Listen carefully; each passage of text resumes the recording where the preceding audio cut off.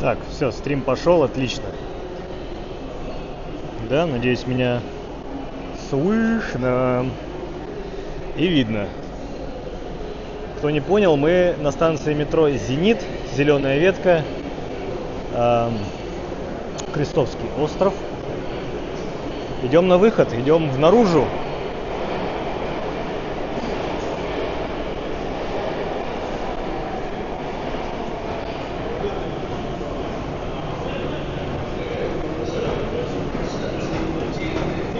Да, всем привет!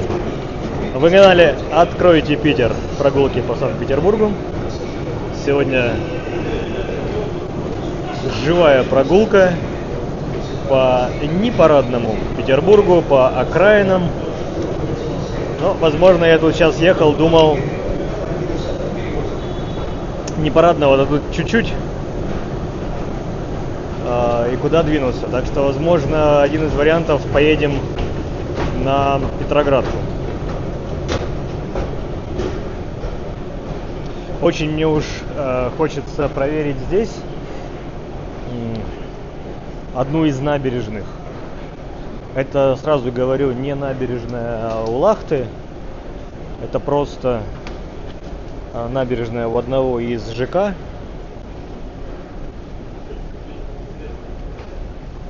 Хочется посмотреть. Пройдемся сейчас немножко у стадиона, как он, Газпром-арена, Зенит-арена, как там правильно.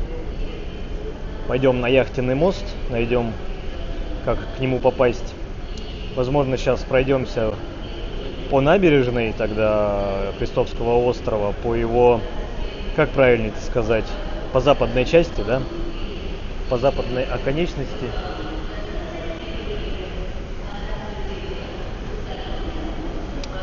Опаздывал, поэтому вот пришлось стрим начать прямо из метро.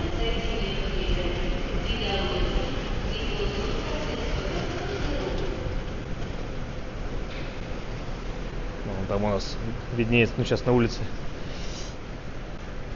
будет виднее.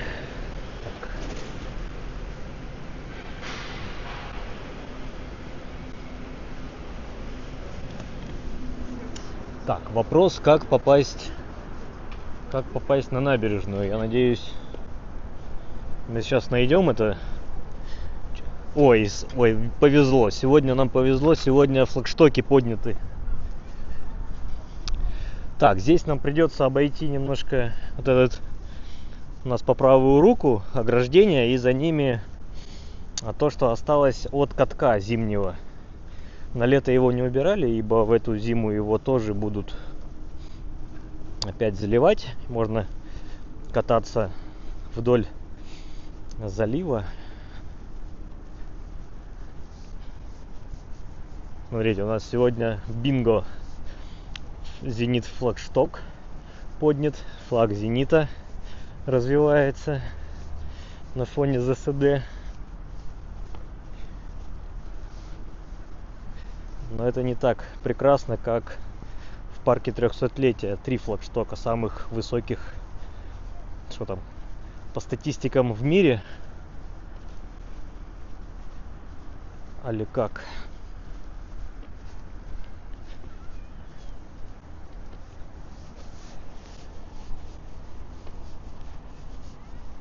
Кто болеет за Зенит, поднимите руки.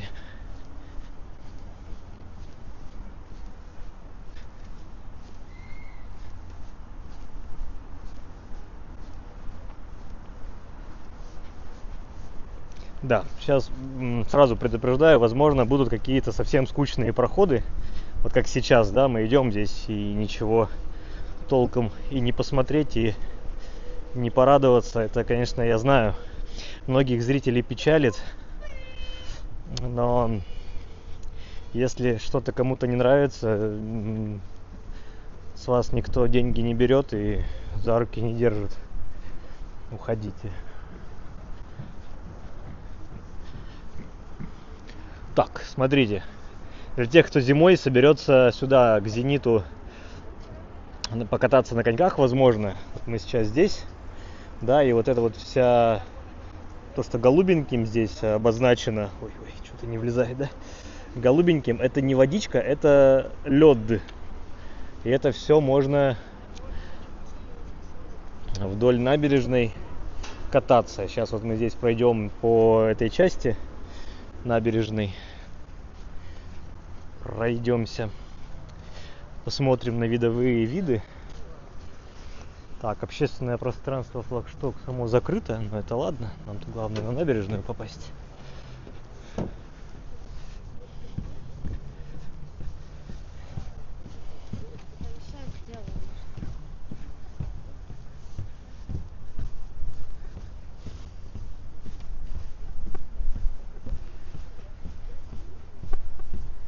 Сегодня прекраснейшая солнечная суббота.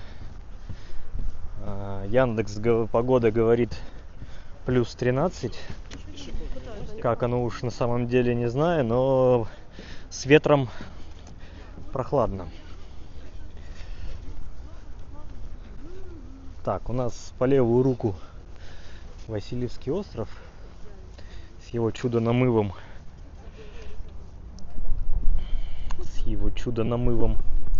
А мы пойдем вправо с таким прекрасным видом на Лахта-центр, на парк 300-летия Петербурга, на аквапарк Питерленд.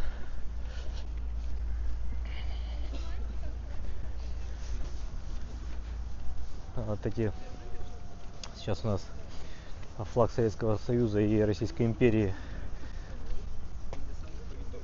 сливаются, но их 3. И по концепции Газпрома это преемственность поколений, что ли. В меня тапки прошу не кидать, не я это придумал.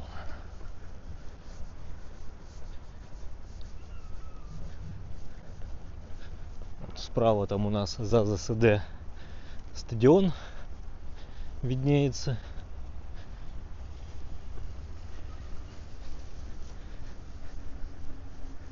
В принципе, мы могли бы, конечно, сходить и до Лахта-центра, но я уже там и так 2 видео снимал. Одна пешеходная такая прогулка. Чуть позже, через полгода, я там на самокате прокатывался.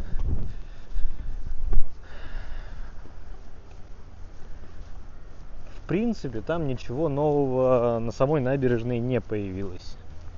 Поэтому великого смысла в этом не вижу сейчас прям туда идти. Там, да, в Лахта-центре что-то открыли, но что-то я вангую, что там сейчас очереди, да и смотреть особо нечего. Идти в кафешку, ну зачем? Какой-то там вроде как это называется-то?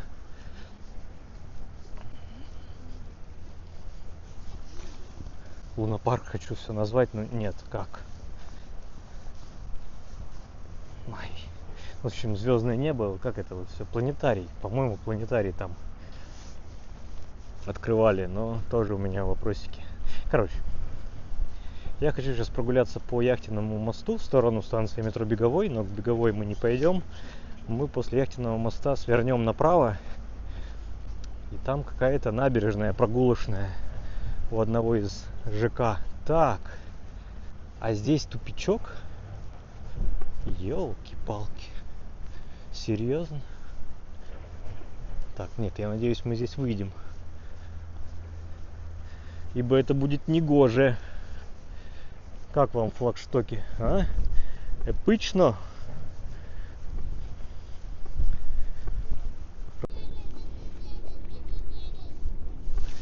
Так, у нас здесь что, прерывается эфир? Я так полагаю, да? Так, друзья, не переключайтесь. Я не знаю, что тут со связью, но мы сейчас отсюда убежим. Чуть-чуть. Вроде бы никакой игры на Зенит-арене не предвкушалось, не восхищалось, еще что-нибудь. Но почему-то здесь сигнал сотовый слабый, и вот стрим что-то прерывается. Мы сейчас уйдем отсюда.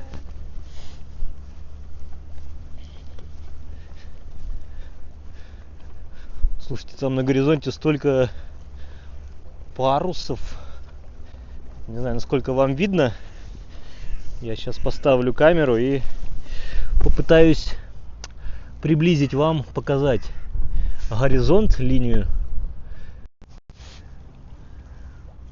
Вот сколько там парусников всяких. Так, и сейчас лахту наведемся на лахту. Уик. Вверх. Так, и где третий флагшток? Ой, не влазит в кадр. Так, переключим камеру. Это я, не в кадре. Ай. Да что ты, не могу попасть, вот.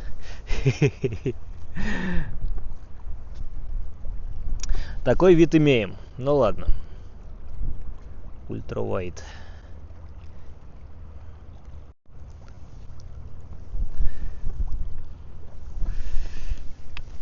Так, ладно, нет, убегаем отсюда. Я вот сейчас, наверное, заметили, пока шел мимо метро, стояло несколько этих разгвардейских бобиков и этих грузовичков с кунгами этими. Не знаю, просто ли они на охране правопорядка или игра здесь планируется сегодня. Не слежу.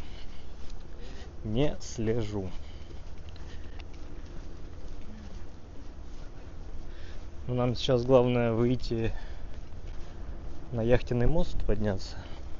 Точнее, найти дорогу к нему. Просто не дай бог тут все опять наперегораживали.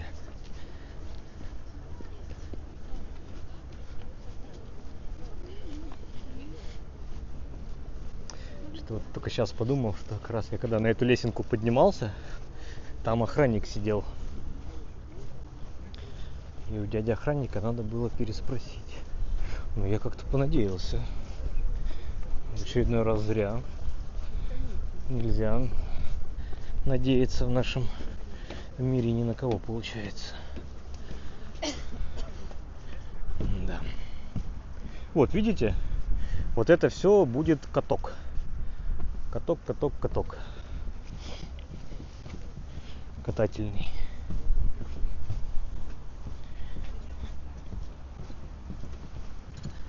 Вот люди идут и даже не подозревают, что идут в никуда.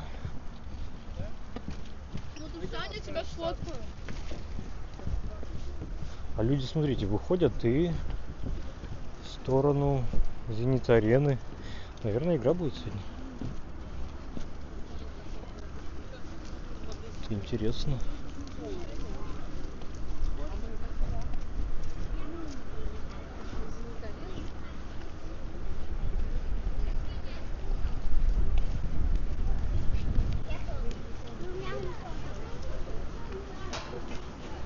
Да, люди с флажками.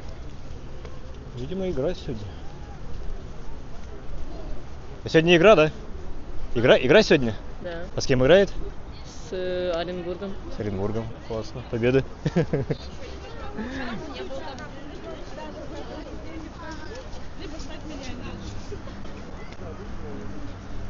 Так, Зенит играет с Оренбургом. Вот люди идут.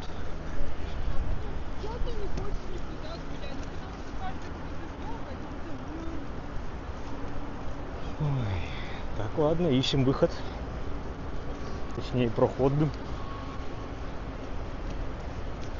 Вот вы меня иногда спрашиваете, а где все люди? Но вот сегодня все на Зените.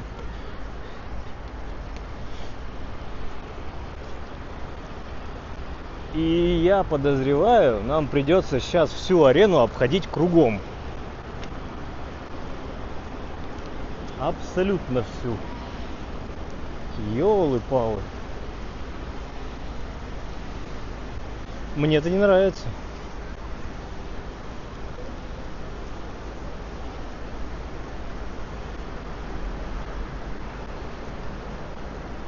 Да.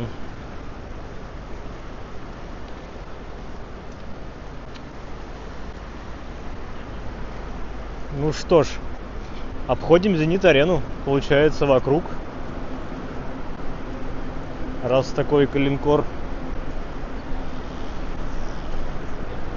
Вот, никогда такого не было, и вот опять. В лучших традициях. В лучших. Сейчас мы идем под ЗСД. Под ЗСД. Ну что ж.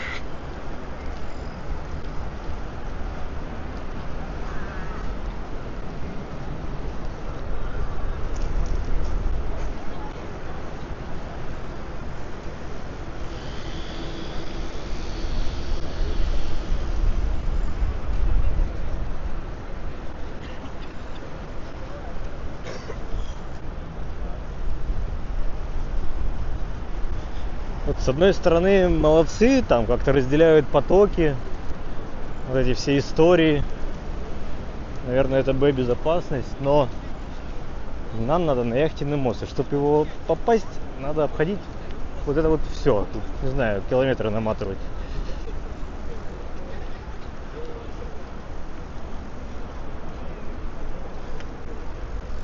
Но, как говорится, это Петербург, детка. Привыкай.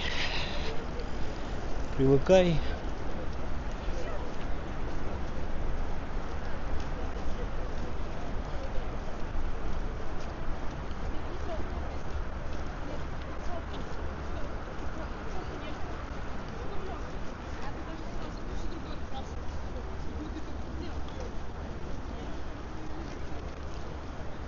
И ведь это нам придется сейчас все идти, обходить, вот все туда.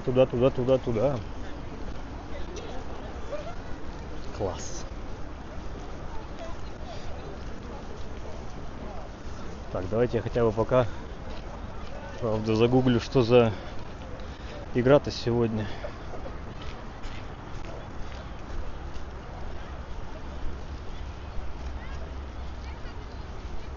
Оренбург.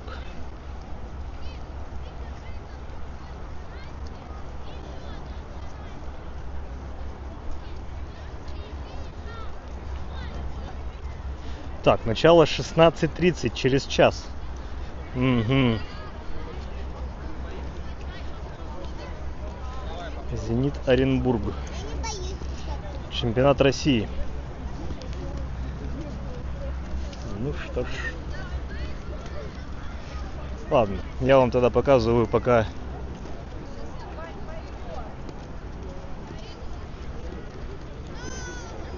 Так, ноги всегда отваливаются.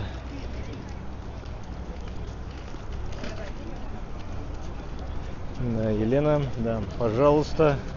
Спасибо, что смотрите. Самое главное, комментируйте. Если вы еще отделились в соцсетях, вообще бы цены бы не было. И низкий поклон тем, кто это делает.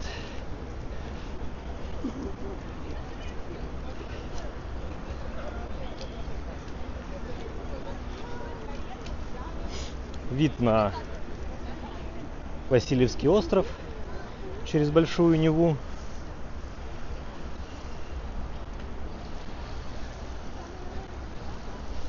ЗСДшечка.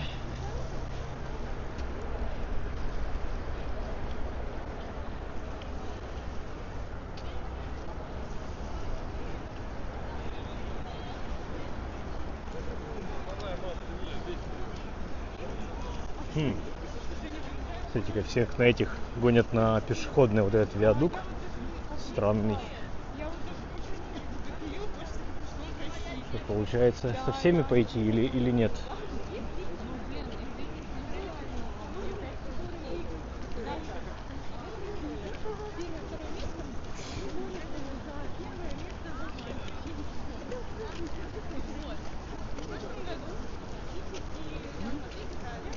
Я прям даже, слушайте, я сейчас в растерянности, как нам идти-то лучше.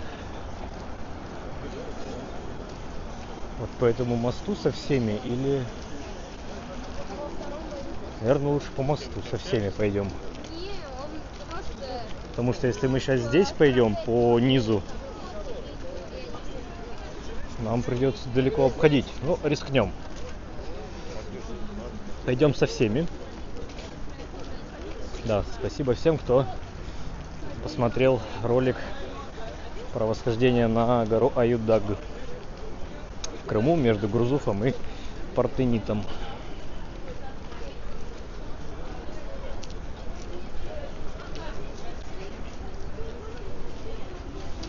Я уже взмок, пока тут идем.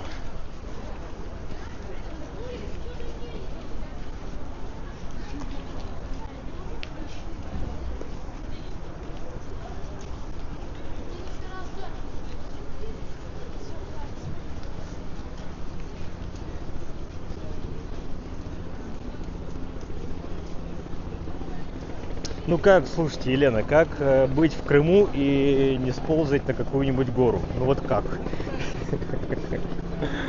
Мне это вот доставляет великое удовольствие.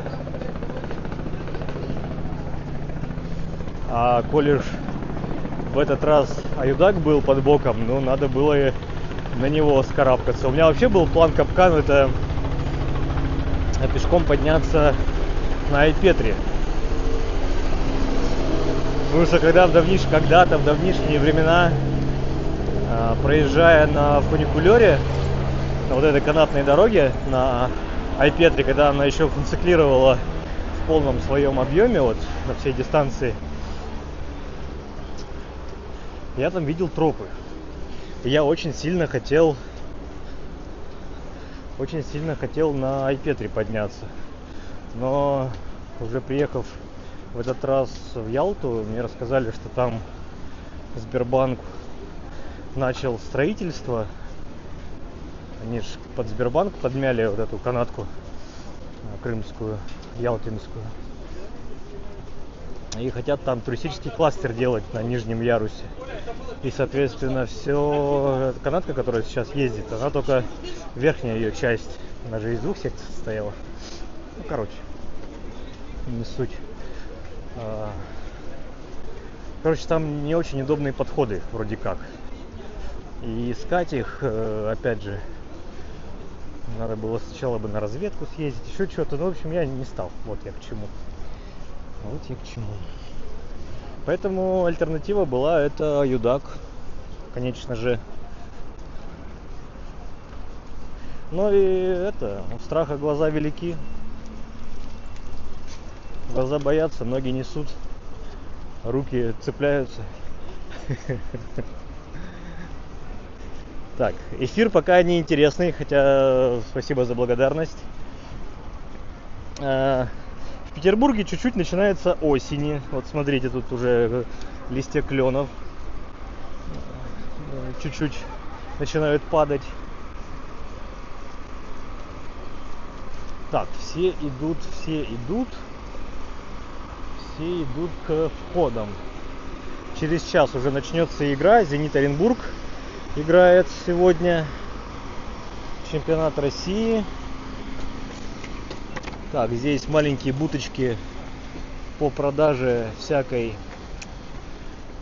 атрибутики. Бейсболочки по 2200. Смотрите, футболки 1600, 1700, 1900. Форма льва 7000, пожалуйста, выложите. Шарфы по 1000, по 2000 шарфы есть.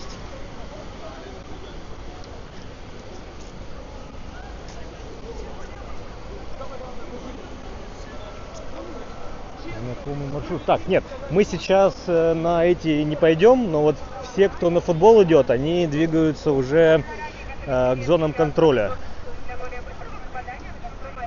Справа у нас еще тоже одна из арен, по-моему, это Сибурда арена называется. Она больше, по-моему, под волейбол, баскетбол, что ли. Почему-то у меня такие ассоциации возникают. Ну, там несколько площадок, большая арена.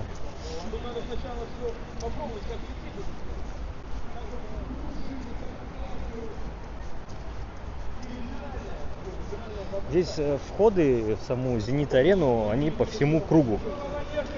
Вот. Лестницы пронумерованы, у каждой лестницы, соответственно, есть свои входы. Ну и дабы разделить потоки и не перемешивать сектора, вот люди на каждый свой сектор сразу поднимаются.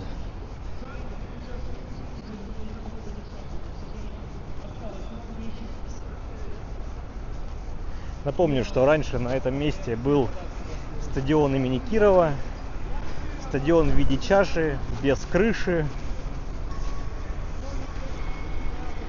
Ну, его полностью демонтировали. Как раз вот тут у нас памятник товарищу Кирову.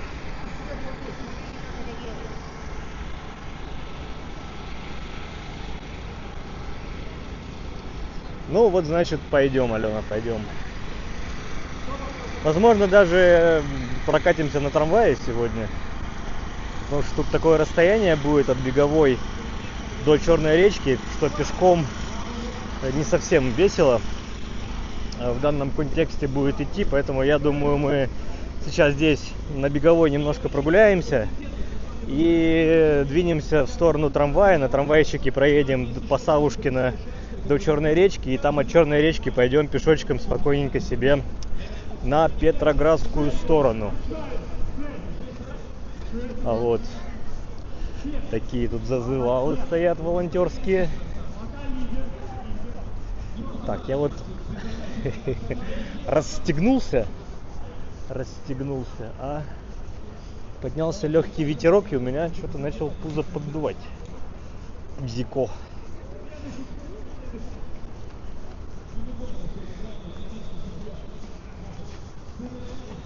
Слушайте, тут людей, сами обратили внимание, много. Людей много.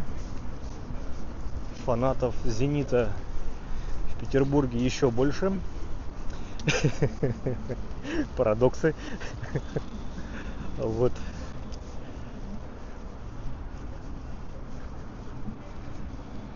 Не-не-не, пешком мы не пойдем. Это, во-первых, я же и за ваше время переживаю. Я-то, конечно, дойду. Но у меня еще планы на вечер, и мне силы-то нужны. Сегодня, как вы заметили, немножко стрим попозже начали, да, с 3. В прошлый раз стрим мы начинали в 12, хотя в планах вообще в 11 было, но и, как я обратил внимание... Так, а здесь что, опять тупик? Как нам подняться на яхтенный мост? Ёкарный бабай. У меня опять вопрос, для кого это все сделано? Не пройти, не выйти. Вот как так-то? Так, вот там откуда-то люди выворачивают. Ну, пойдем там сейчас прочекаем. Ну, в прошлый раз дождь не нес коррективы, да, но там-то вообще было обидно в прошлый раз. Когда стрим закончился, вышло солнце. И вот в прошлую субботу можно было также в это время, как сейчас, начинать стримы, гулять по просвету. Было бы солнечно. Ну вот сегодня... Так, мне надо срочно вас приостановить где-то. Да, сегодня хорошая погода, а вот завтра уже дождь. Поэтому гуляем сегодня. Гулять будем, насколько хватит батарейки. Сразу так, вангую, часа 2. Примерно часа 2 погуляем.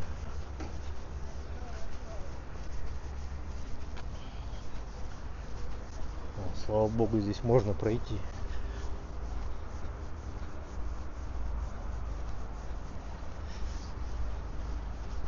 Не забываем про возможность донатов. Там ссылка и на Donat Talents, и на Cloud Tips.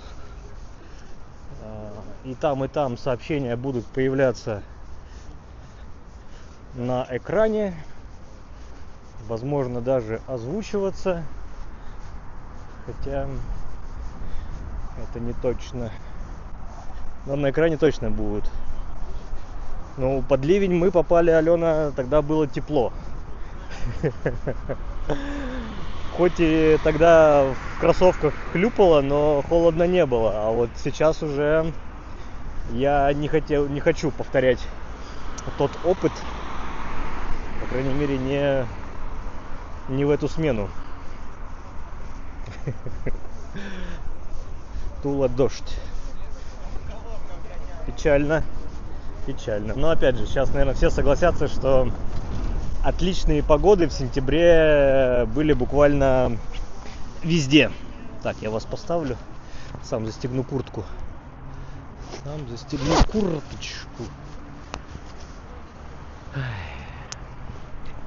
Курточка на дискач. Так.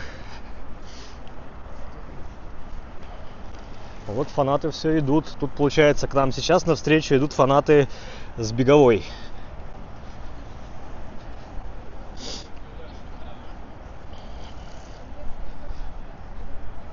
Да, дождя, надеюсь, не будет сегодня, но опять же мы в Петербурге. Тут оно прилетит как нефиг нафиг, как говорится. Так, давайте еще раз. Газпром Арена вам, пожалуйста. Громаднейшая. Хотя вот мы тут недавно были же у СКА-арены на Парке Победы, которая хоккейная, самая большая в Европе, а может и в мире. Она мне что-то показалась тоже какой-то прям дико великой.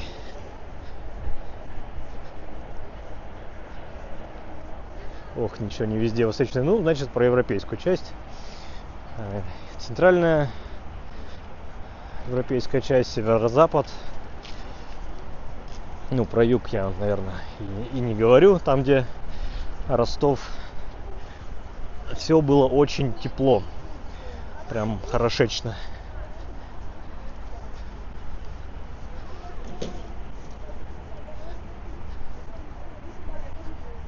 Нет, я соглашусь про вот тезис Алены, что под дождем атмосферная, ну и это так по-питерски ведь, да? Я же в прошлый раз прям подготовился к дождю. Я думал, сейчас пойдем под зонтом, сапоги одел, сейчас будем по лужам хлюпать, зонтом прикрываться. Но дождь закончился, солнце еще не выглянуло, была серость. Ну ничего, было как было, что уж тут, что говорить. Так, здесь уже можно выйти на проезжую часть, ибо здесь вон выставлены ограждения дорожные.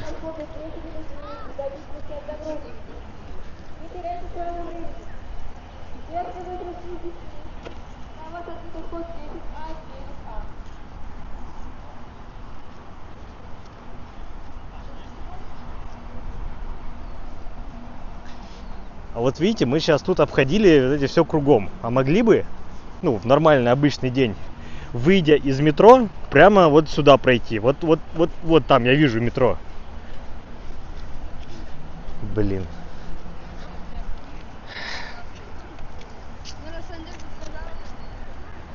Ну что делать? Ладно.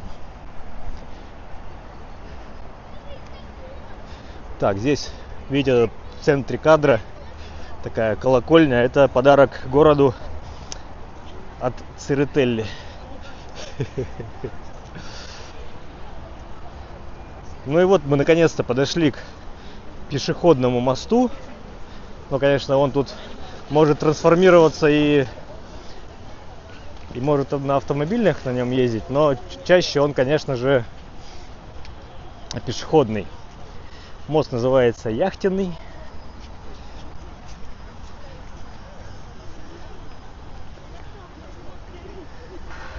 Пойдем. Мы тут одни из немногих, которые пойдем на встречу. Ой, что-то вы тут расписались. Много сообщений, классно, интересные места. Яхтенный. Всем доброго дня, Романа, хорошей прогулки. Спасибо всем. Идем против течения. человеческого. Пойду вот по этой части, по тротуарной, скажем так. Потому что у нас по левую руку будут хорошие виды на парк 300-летия, на Лахта-центр, на 3 флагштока.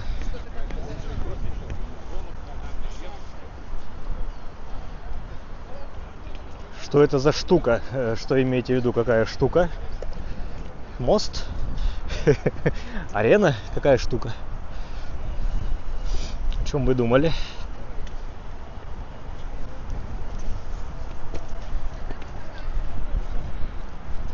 Народу был маленький народ.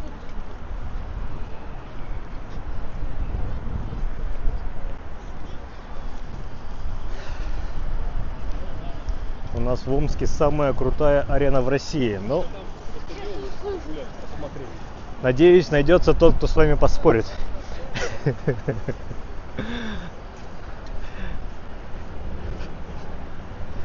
Даешь холивар в чате. У кого самое-самое?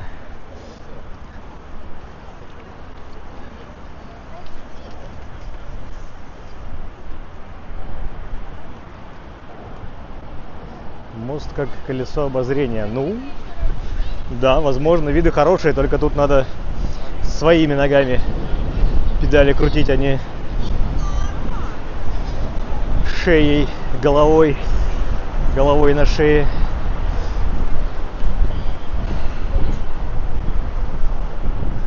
Ветрено. Я надеюсь, микрофон все эти ветровые задувания компенсирует, но мое лицо не компенсирует. Прохладно.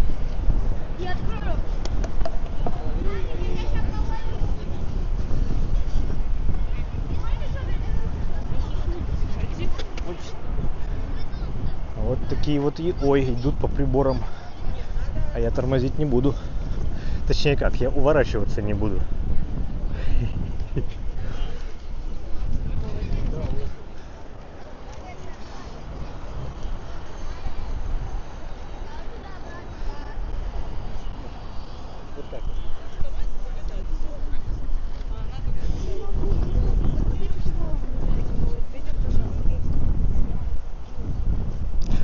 Ну и немножко спойлеров. Мы с вами должны будем очутиться вот у этого ЖК. Там сделали прогулочную часть набережной. Мне было интересно на нее посмотреть.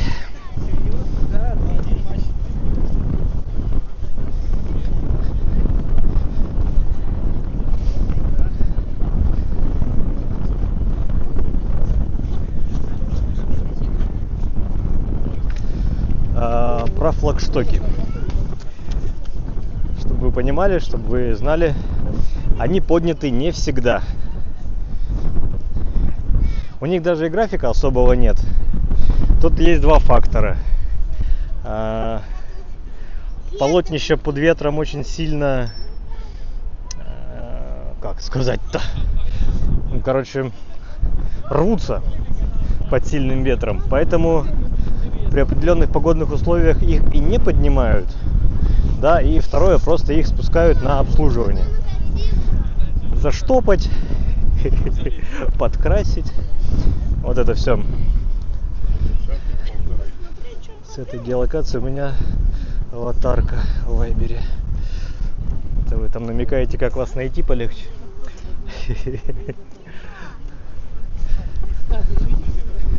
Так, смотрите, все вот это через одного, все в зенитовских флажках. Все в зенитовских флажках. Так, сейчас я развернусь тоже. Отсюда вам покажу вид на Зенит-арену.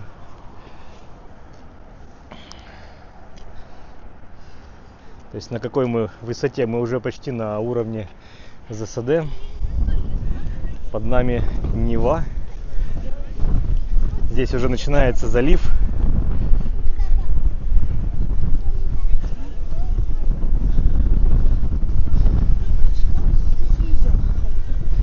Скажем так, здесь после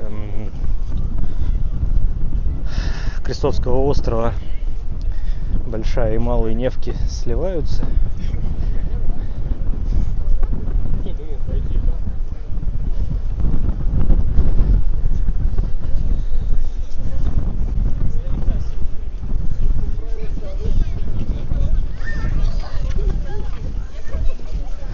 Ведь вот, ну, понимаете, это вот сейчас практически все, там, 99%, кто идет нам навстречу, это не просто гуляющие, а это все идут, видимо, на игру, на арену, так или иначе.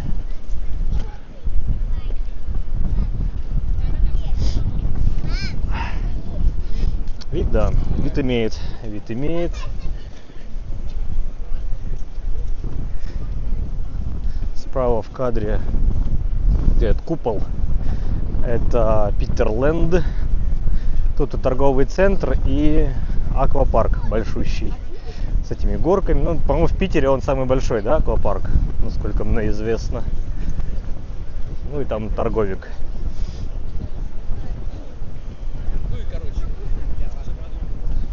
Так, в Омске также идут на игры «Авангард».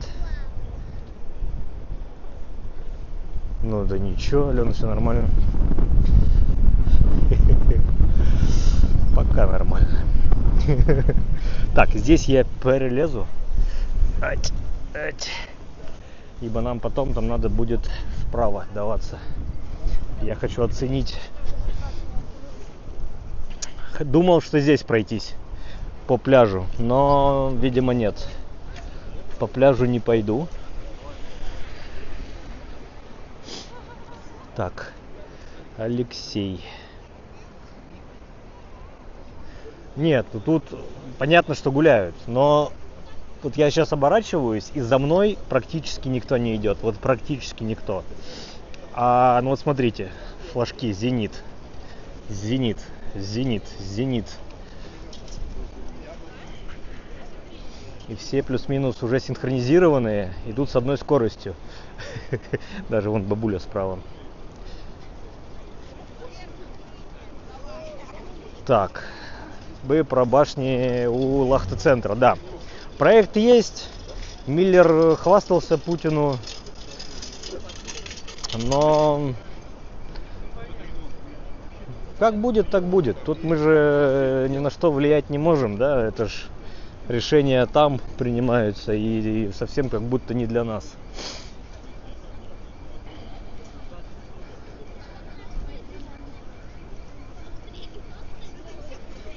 Так, да, история про держаться правой стороны, это история не про здесь. Вот здесь мы сейчас свернем направо, пойдем.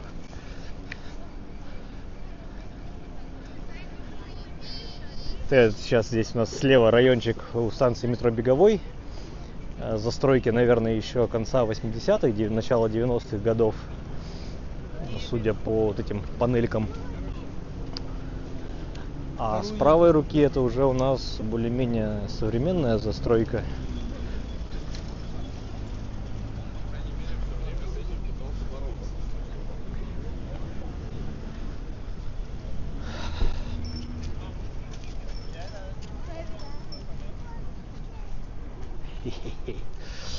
Ну, ой, что, идем разведывать неразведанное. Да, на карте вот этот мосточки были. Пахнет, знаете ли, шашлыками. Вангую, что здесь кто-то в кустах их жарит. Надеюсь, только шашлыки.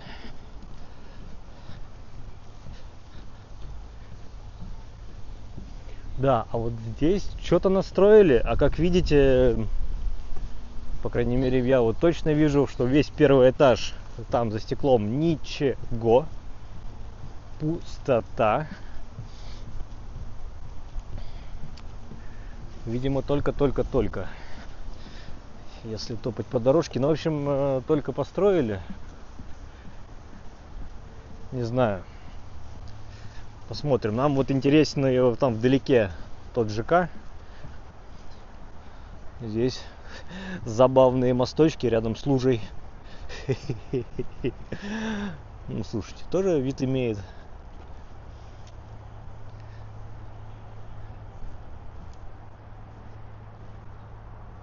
В принципе, если вот жить здесь, в Приморском районе, а это мы уже в Приморском районе, да, извините за тавтологию,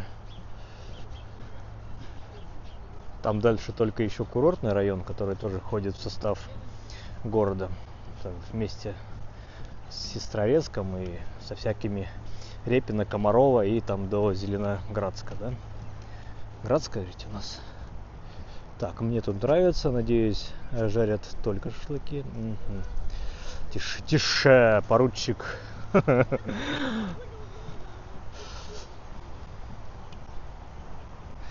Не знаю, я сам ЖК вообще пофиг. Я видел то, что там сделали набережную.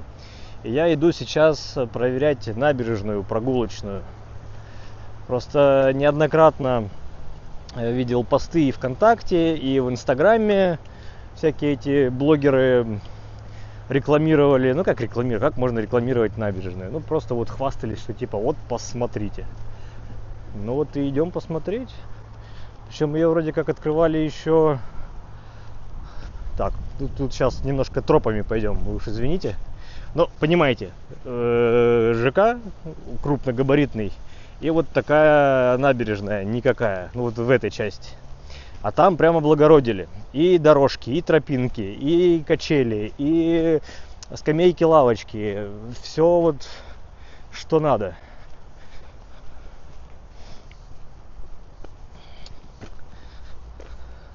И в целом, как бы, получается у нас что? Приморский район, станция метро Беговая. Вы вот сюда приезжаете погулять в парк 300-летия, да? Ну, по 300-летию походили, рты пооткрывали.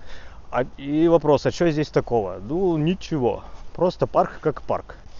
Вот. Да, там фонтаны сделали, башню в виде пушки поставили, ну и на этом все.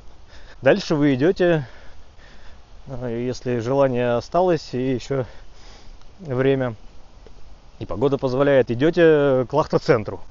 Гуляете по набережной Лахта-центра. Там уже повеселей. Но там нет ни кафешек, ни туалетов, ничего. То есть идти даже с детьми так себе опасненько. Так, что здесь? Про вот такие перебежки я, кстати, тоже предупреждал, что будет местами нам не совсем что посмотреть. Но это Петербург. Я вам показываю Петербург таким, какой он есть. И вот мы сделали 3 шага в сторону от такой оживленной и наполненной людьми улицы-дороги и идем какими-то чигирями. Нормально? Это вот я у вас спрашиваю.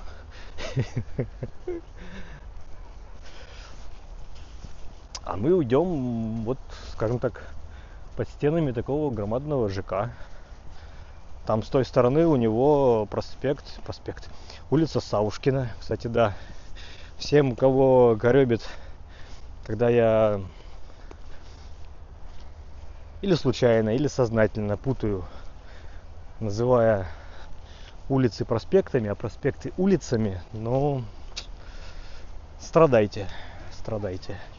Ничего поделать не могу. Очень хочется, чтобы вы страдали. Да. Так, а здесь что такое? Что-то пацаны куда-то побежали. Так, мне это чем-то напомнит тот радиоактивный полигон. Ну, полигон, ну, не радиоактивный полигон. Там эти ртутные могильники были. Там не радиация, это на проспекте Большевиков. Да.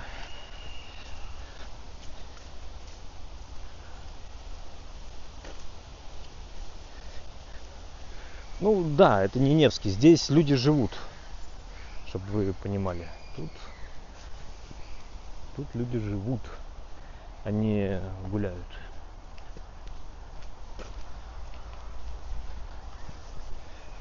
Такое у меня уже какое-то желание достать карту и свериться с ней. Но зато вот те, кто живет здесь, они спокойно себе вот раз и по тропинке вышли к набережной. Правда, здесь она не облагороженная, здесь такой прям дикий-дикий пляж. Не знаю, насколько возможно купаются здесь или нет. Да, Петербург город контрастов. Ну, это данность. Я думаю, вот в таком плане любой город будет таким. Так, я вот давайте здесь обгоню сейчас. А можно я вас обгоню? Ой, спасибо. Оп, оп. А, здесь МЧС. Здесь ГИМСы, наверное, стоят. Да, ух, прикольно у них тут. Что-то на воздушные подушки и рибы. И вон эти шерпоподобная техника. Прикольно.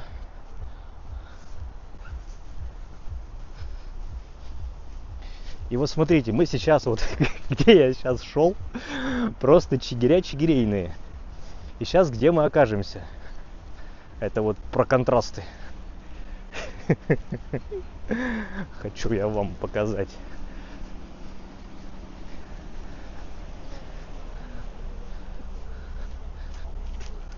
Да, центральная спасательная станция была здесь. Скорее всего, даже хорошо, что я вдоль реки не пошел. Иначе...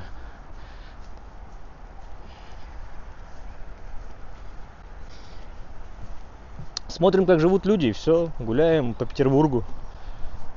Выбираем себе место, где жить в Петербурге. Если кто думает. Вот у кого-то дома, квартиры с окнами на ЗСД и Зенит-арену. И вот здесь такие места для выгула. Понятно, что... Хотя, слушайте, сейчас вот если в течение дня здесь вот все солнце будет. И летом сюда можно приходить и принимать солнечные ванны. Но опять же, живя в этом ЖК. Естественно. Тут даже, вон я смотрю, переодевалка имеется.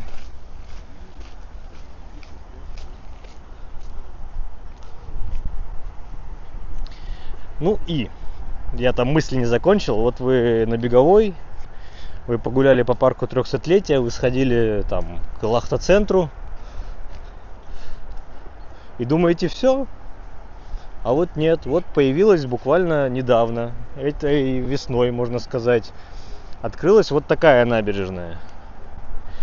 Но это даже к вопросу о том, что специально сюда, понятно, никто не поедет и гулять не будет. Но если вы живете где-то здесь недалеко, Беговая, Комендантский проспект, ой, старая деревня, не дай бог,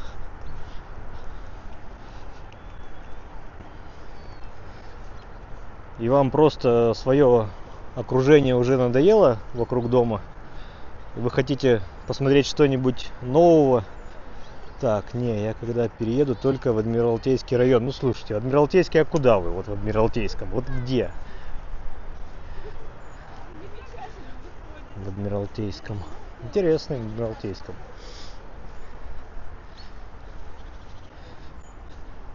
Там новостроя нет. Там только старый фонд. Плюс-минус.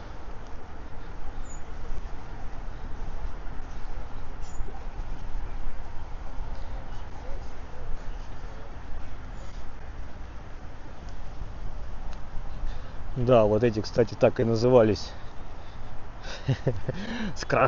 Набережная с красными шарами. Причем сама территория у ЖК, она закрытая. Ну, тут на качельках.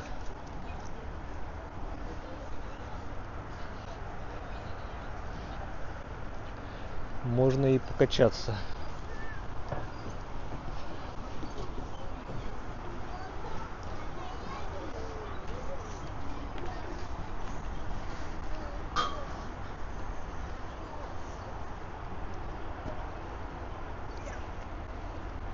Почему старая деревня, не дай бог?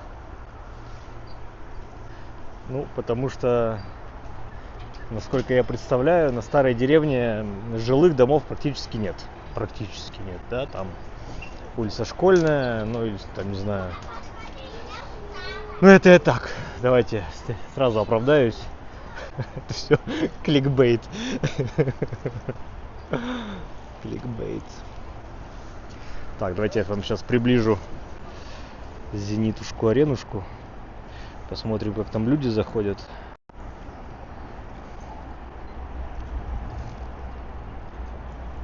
Ну, видно, да? Поднимаются люди, поднимаются. Ну ладно.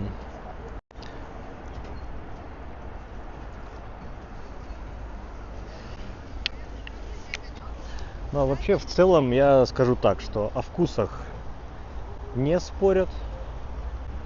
Поэтому... Так. Ну, слушайте, здесь такой заборчик, вот я сейчас по левую руку, да, что я его перешагну на раз-два. Но пока этого делать не буду. Да. Вид имеет райончик. Ну, не райончик, а ЖКшка. Не знаю сейчас, куда мы придем по этой тропинке, но вот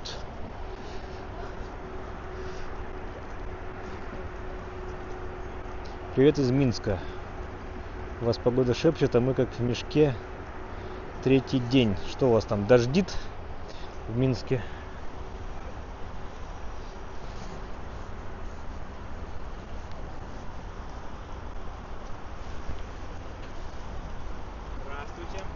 Привет. Так, не понял. От Яхтенного моста далеко. Это культурное пространство. Не понял. Что за культурное пространство? Но если не видно битых бутылок, то это уже культурное, да? Как определяется культурность? Поясните, пожалуйста.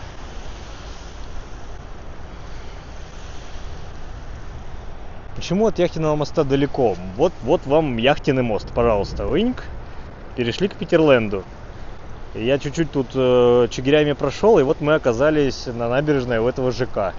Это просто набережная у жилого дома. Все. Да, лавочки, да, скамеечки. Свеженькая, оттого и приятная. В Минске, да. Подруга написала, что плюс 10. У них ливни плюс 10. Ну ничего, у нас завтра ливни и плюс 5. Поэтому вот ходим сегодня, наслаждаемся. Есть по левую руку еще что-то, какая-то стройка тоже начинается. Но минус какой? А может даже не минус. Смотрите, как классно. Вот это вдоль ЗСД, мы под ЗСД. И вдоль ЗСД построено у них паркинг, который защищает своей грудью покой жильцов этого ЖК. Шум гасит. Это хорошо. Так, я впереди смотрю, там тоже еще какие-то качельки, но не дай бог там тупик. Вот я что переживаю. Мне бы хотелось там как-то на Савушкина потом выйти. Как-то выйти. Но если будет тупик, то пойдем в обратный путь. У нас выворота, получается, не будет никакого. Вот, прикольно. Сказал качели, а это не качели. Тут и не покачаешься. Без вандализма, конечно же, у нас не обошлось. Какой-то товарищ с никнеймом Сталкер отметился. Даже какие-то колоночки есть, видимо.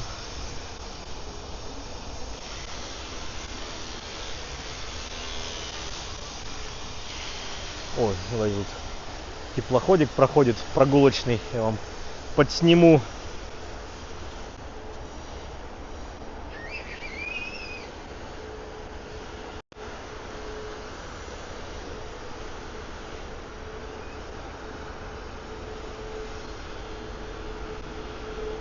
Кто-то вот тут прогуливается. Там на второй палубе у них получается какой-то диванчик, и вот там люди наслаждаются и отмораживают уши. Да, руки бы, но тут нет великого ума, поэтому что поделать? Руки-то ни при чем. Руки оторвешь, ума не прибавится.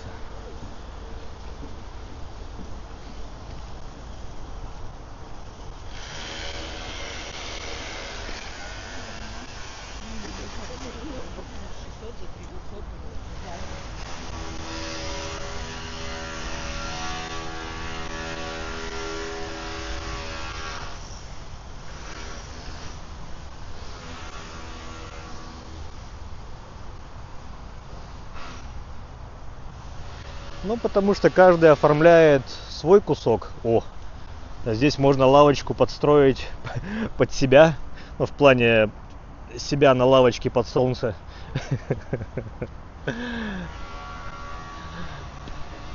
Дабы лучше пропекаться. Ну, видите, смотрите, набережная оформлена, а вот слева, что мы имеем. Какая-то стройка, ЗСД, съезд с ЗСД на Савушкина. Ну и все. Набережная Большой Невки. Здесь не ошибка. Все правильно. Потому что, я уж как-то и не раз рассказывал, есть Нева. Потом Нева, там где Аврора, уходит вправо. Это получается такой, даже не приток, а отток, да? Невка.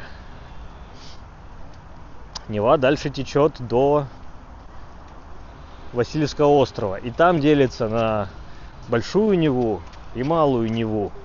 А вот эта Невка течет, упирается в Крестовский остров и тоже делится напополам на Большую Невку и Малую Невку. Ну вот, что имеем, то имеем. Формирование комфортной городской среды, говорят нам, не курить, не пить, не дышать. Здесь предполагается, что какие-то пакеты для того, чтобы прибирать за собаками, за собакинами. Ребята, давайте поддержим канал. Спасибо. О, тут кто-то перекусывает. Ну а что, катаетесь на велосипедах, тратите силы. И тут такое отличное место. Впереди по кадру, сейчас я наведусь.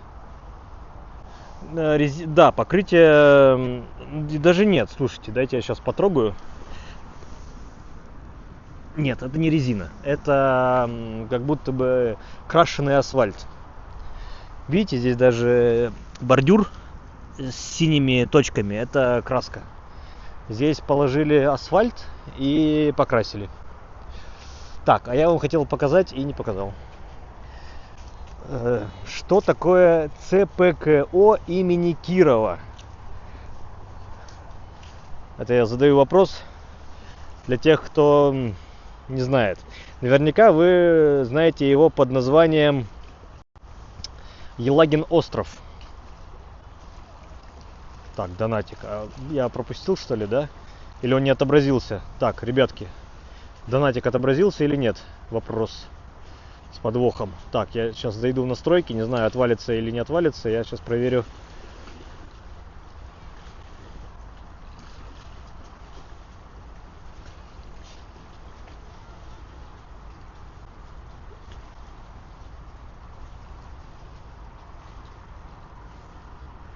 Так, я вернулся, нет, донат должен был показаться бы. Да, это у нас западная часть Елагина острова. Там должны быть львы. И такое ощущение, что львов уже накрыли на зиму. Так, приближаемся. Вот, видите, по краям два этих, где мои пальцы. Вот, ай, извините, пытался показать. Справа-слева серенькие такие, ну это, видимо, из фанеры сколочены и построено на зиму, закрывают львов. Отлично, все работает, но вот только без звука, но это такая техническая возможность отсутствует, ибо у меня подключен микрофон, и он почему-то пытается на микрофон вывести. Все, настояли здесь, пойдем дальше.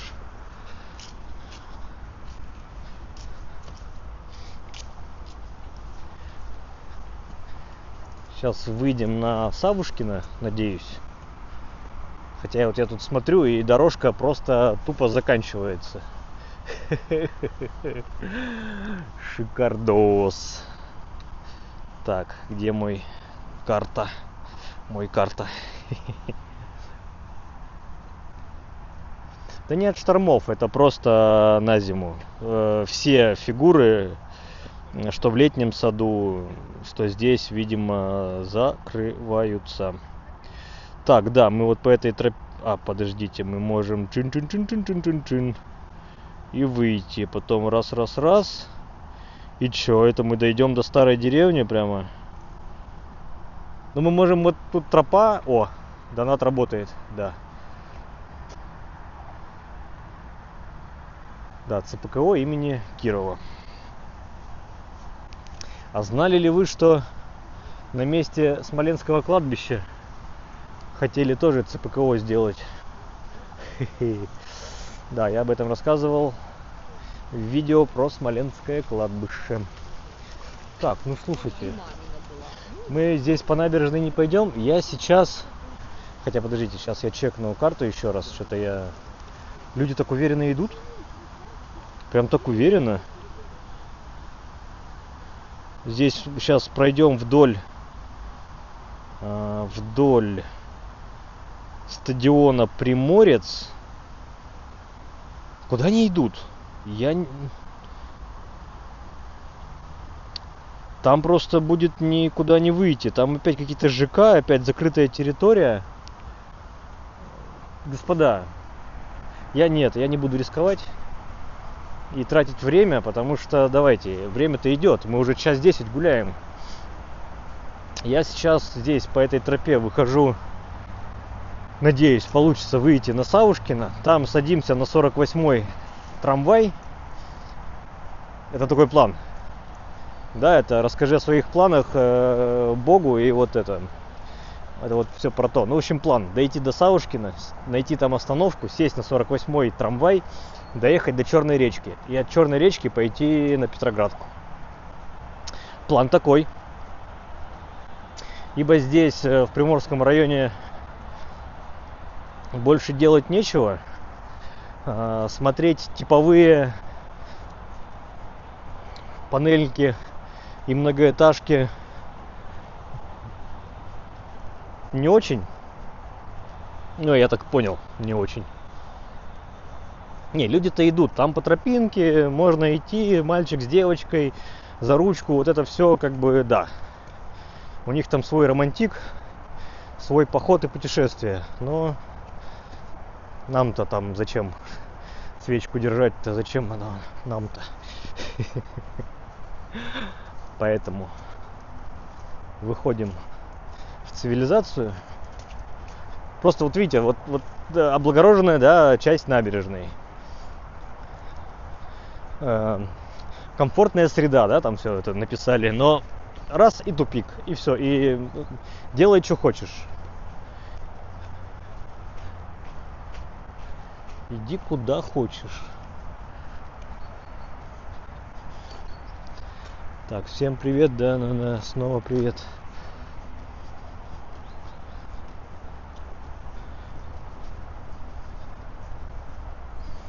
Ох, тут так это, слушайте, осенью пахнуло, вот листвой опалой. Так, ладно, дорогу я вижу. А остановка где ближайшая?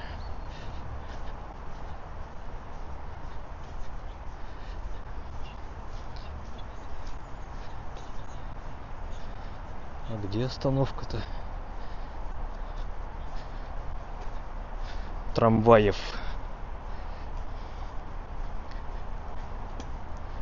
Так, это автобус. Тут же из-за этой развязки фиг поймешь, где трамвайная. Что, нам придется вернуться чуть назад, получается?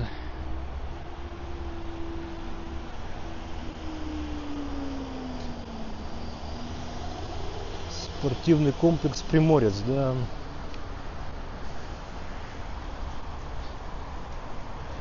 А, нет, вот мы тут... Короче, нашел я остановку. Обратно не будем возвращаться, пойдем вправо. Ну, ибо нам туда вправо и двигаться. Всем привет и хорошего дня, да, привет. Тоже тут у нас Санкт-Петербург Уолкер какой-то.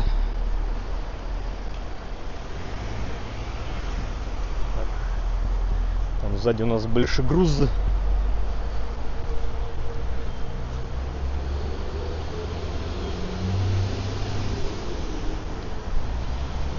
Третий Елагин мост.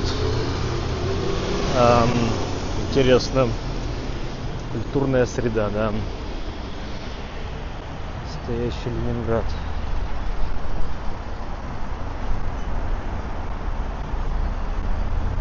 Так, здесь нам надо дальше искать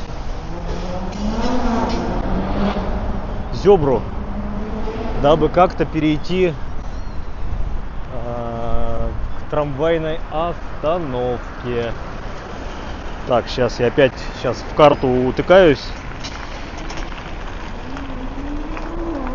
Смотрю, где зебра ближайшая. Так, зебра ближайшая слева. А, и все. Так, идем налево. Все-таки вон там и это вижу светофор. Как на самом деле вот эти все гаджеты, современные смартфоны с картами выручают, потому что вот без таких карт ты бы тут плутал километрами. Так, там что за трамвай едет? Не наш. 19 вроде идет к старой деревне. Нам 48-й нужен.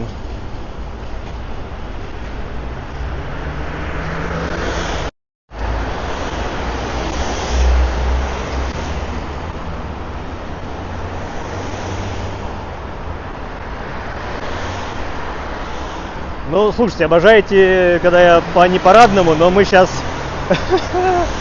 идем к парадному. Мы идем, точнее, как к парадному, нет. Мы сейчас пойдем на Петроградку. Но на Петроградке можем оказаться далеко не на парадной его части, не на Каменноостровском проспекте, а можем где-то слева-справа походить дворами. Ну, а можем и пойти по Петроградке. В сторону Чкаловской можем пойти в сторону Горьковской. Вот, и у нас есть время, давайте выбирайте, пишите в чат, куда на Петроградке пойти, например. Ну, мы, правда, еще не добрались до туда.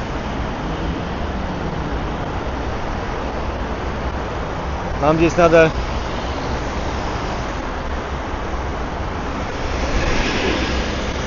сначала дорогу перейти,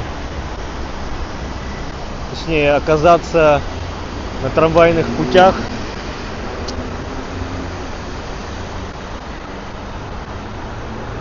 На варианты. То есть мы сейчас едем до Черной речки. С Черной речки пойдем пешком на Петроградку. Через Каменный остров, ну Каменный остров, понятно, мы пройдем и окажемся на Петроградской стороне. На Каменном острове, ну, опять же, смотрите, можно Каменный остров, можно все эти дачи, особняки, т.д. и т.п. На Петроградке можем пойти по Каменноостровскому проспекту в сторону Горьковской. Можем свернуть на Большой, Малый, Средний проспекты. Ой, что, Средний? Петроградцы по Среднему не ходят. Только по Большому и по Малому. Ж.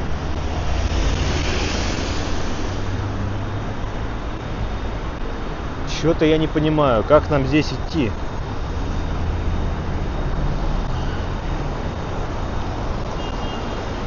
А, понял. Это капец. Нам придется перейти на ту сторону совсем. Ну ладно, сейчас пойдем как пойдем. Фиг. Тут даже, наверное, проще нам автобус поймать до Черной речки.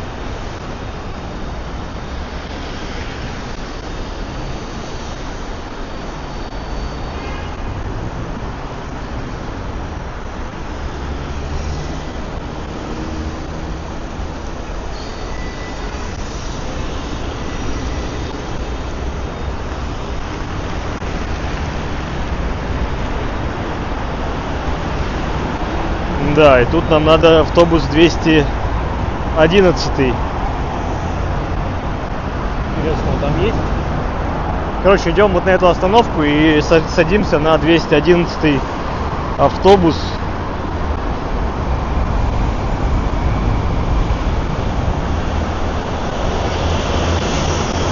Я, правда, не знаю, где он там едет. И едет ли вообще.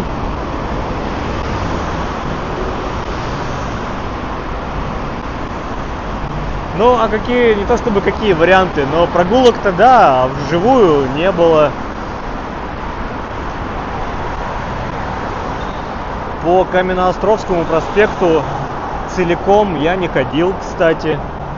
Давайте, правда, давайте как-нибудь окажемся на Каменноостровском и там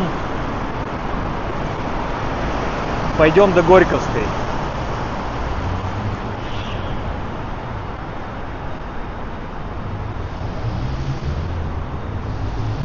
Там я вижу, каких-то много автобусов едет. Надеюсь, кто-нибудь из них это 211.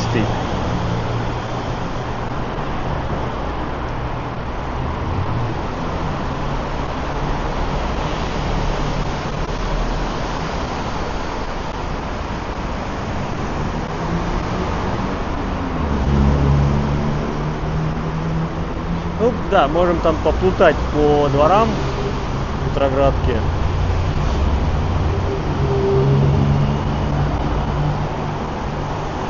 А можем просто вот по Каменноостровскому напрямки. Сейчас пока едем на автобусе, я чуть подзаряжу телефон.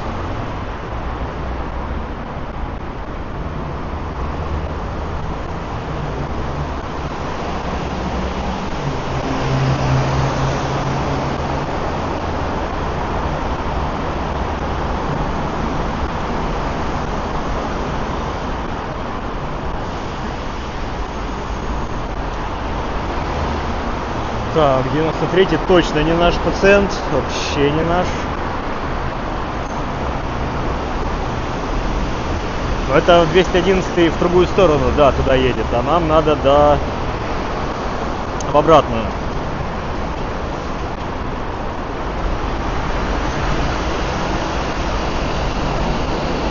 Просто здесь он единственный, который идет до Черной речки от этой остановки.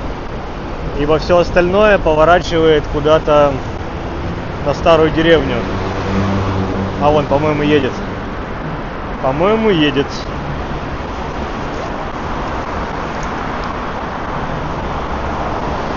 Да, ура.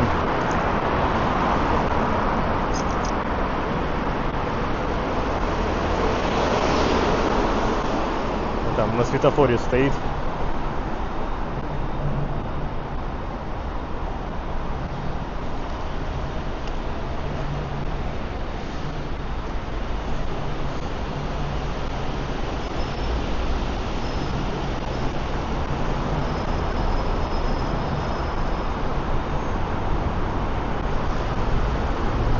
Развязка здесь, конечно, за СД такая нагруженная.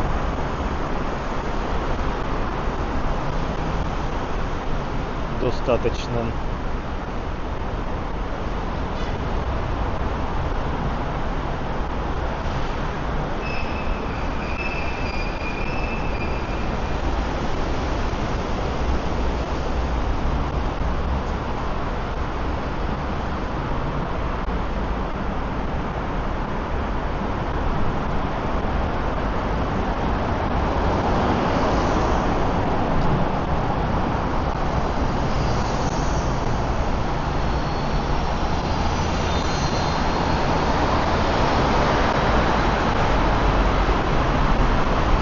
Постараюсь там где-нибудь спереди встать. Надеюсь. А ладно, не буду.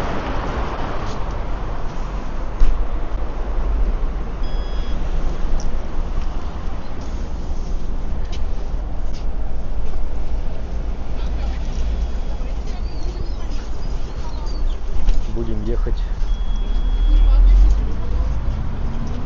Будем ехать здесь. Или что? Давайте я вперед пронаглею, пролезу. Можно, наверное. Соседи.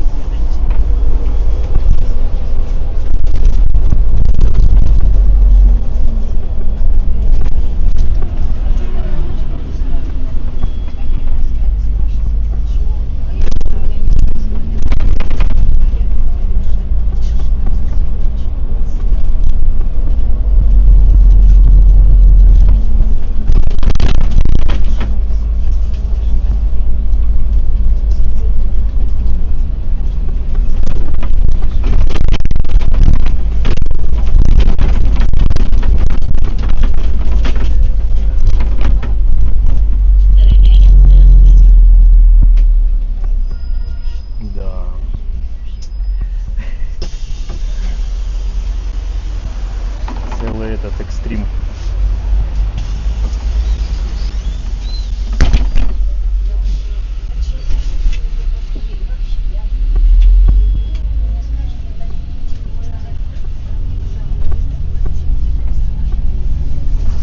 Так, надо не забыть подзарядить телефон.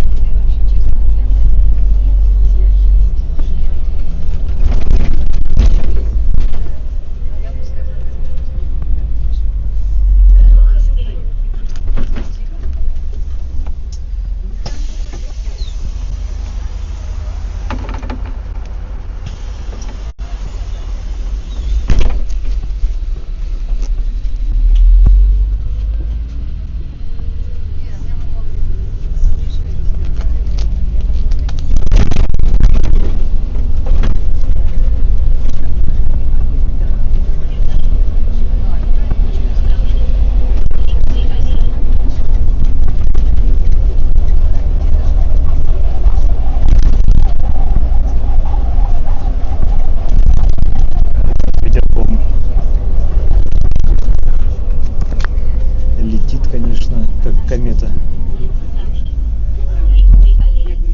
Вот липовая аллея, и тут налево уходит на метро Старую деревню, и вот у нас прямо по кадру буддистский Датсан.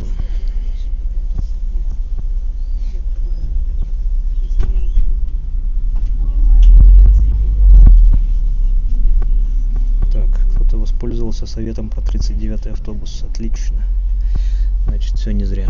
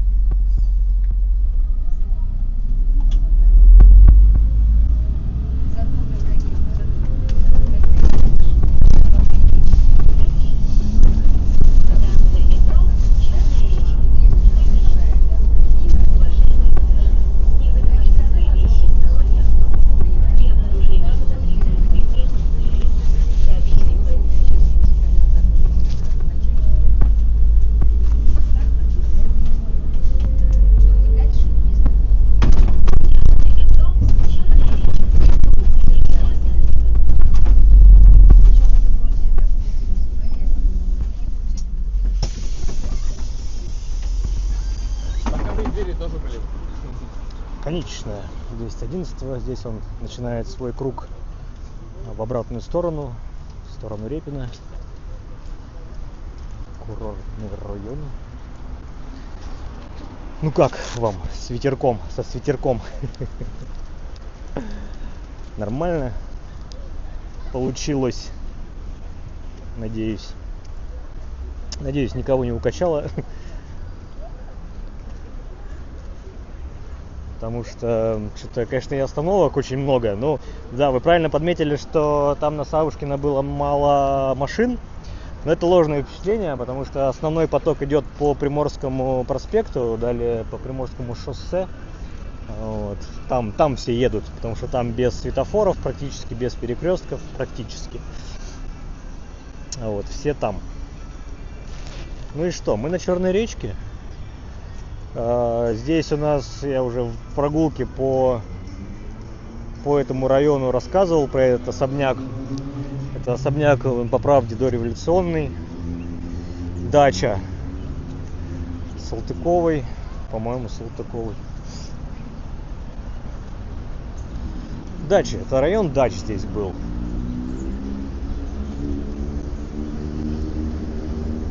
Что старая деревня, что каменный остров, это все были дачи. Даже я, предполагаю, что с Черной речкой же у нас еще связано имя Пушкина, да, здесь станция метро Черная речка, и внизу, в нижнем вестибюле, там тоже про Пушкина кое-что есть. Но не про это речь, а речь про то, что не случайно... Ой, что-то горит, урна горит, он слева за оградой. Не случайно, мне кажется, Пушкин выбрал место для дуэли нынешнюю Черную речку. Тогда это так, наверное, и не называлось, хотя речка, правда, черная. Место называлось Новая деревня. А все потому, что Пушкин в этом районе на лето со своим всем семейством имел привычку снимать дачу на лето. Снимал дачу на 3 раза, что ли, даже подряд, 3 лета. Поэтому эту местность он знал, да.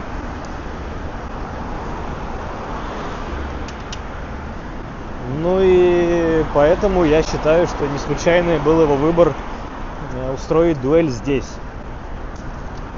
Все просто, оказывается.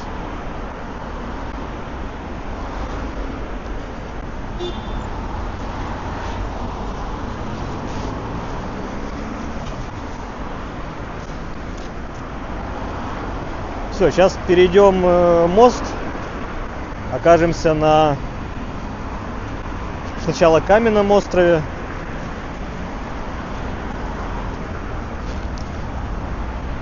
пройдем его насквозь. Ну а что тут ограду-то не помять? Дело-то не хитрое.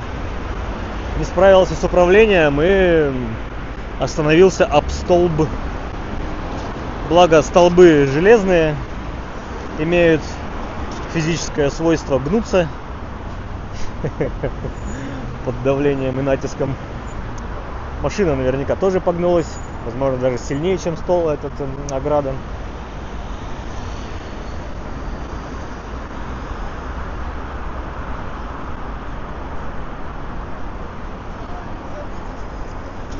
Налево?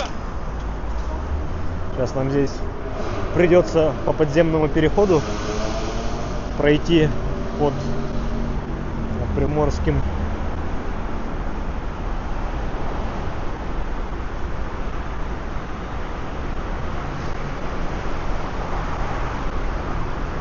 О, как это моргали сейчас эти фонари при подходе. Сейчас вот как-то выровнялось здесь, видимо.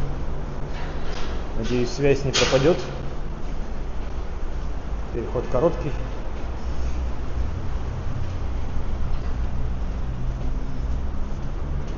Так, Дмитрий, Нижний Новгород. Вот почему вы про Горьковскую, да, вспомнили.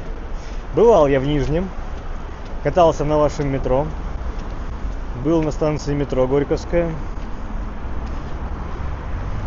Остались у меня на память ваши метрончики.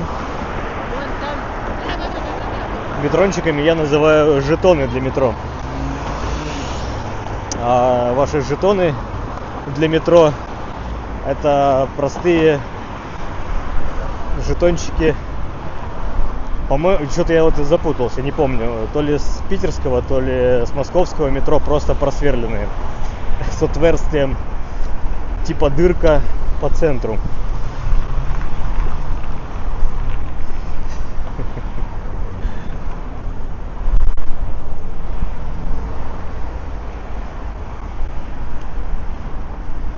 О, кстати, да, хотя... Сейчас я... Ближайшая зебра. Надо перебежать на левую сторону. Во время прогулки по Каменному острову, мы же гуляли, получается, по его западной части, по правой стороне. И левую, совершенно восточную часть не затронули. А именно с левой стороны есть церковь, в которой Александр Сергеевич Пушкин крестил своих детишек. То есть здесь они отдыхали, дачки снимали, ну и вот здесь был храм, церковь, как правильно. Так, зебра. Не вижу зебру.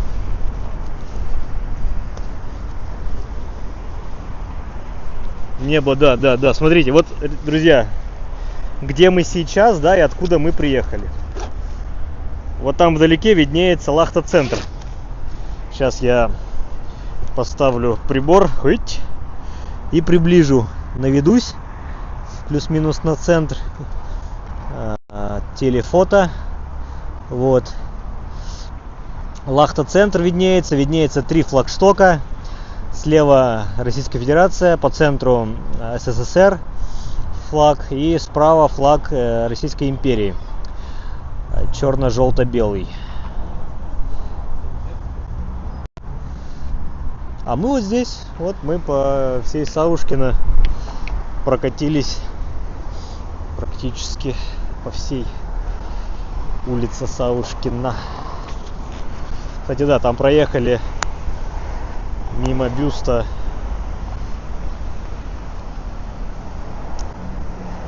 дяди Вани. Такой дядя Ваня — это вот ВДВшный бог Маргелов.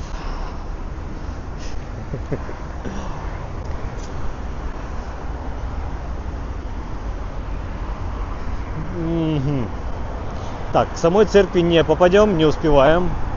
Но она виднеется у нас вот за деревьями.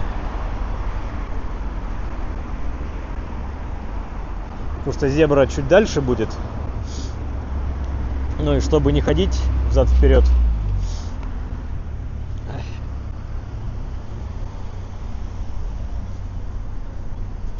Нормально он так остановился. А знак... Аварийку-то всемогущую включил, а если ты поломался, а знак выставить нет, не надо.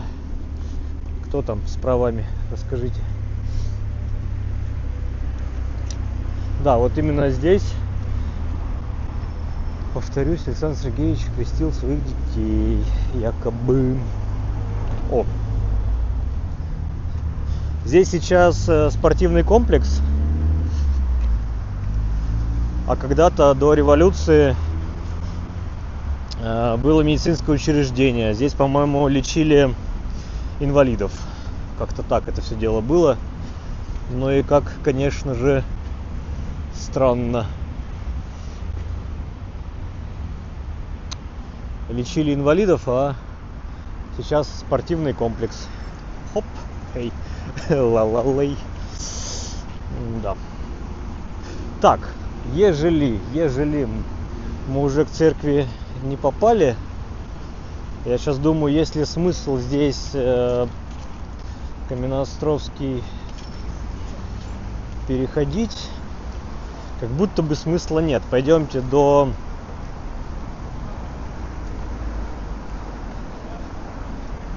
Кушелевки по этой стороне.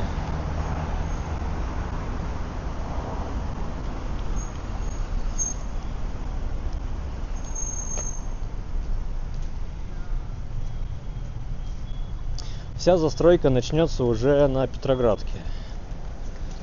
Уже вот это все плотненько.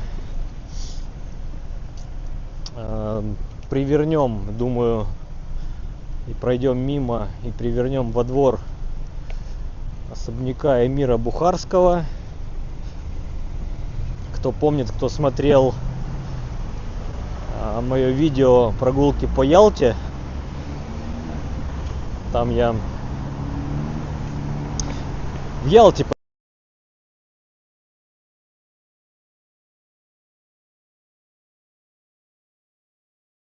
почетным жителем города Ялты, не только Бухары и Петербурга. Напомню, что Эмир Бухарский был основным спонсором строительства мечети в Санкт-Петербурге.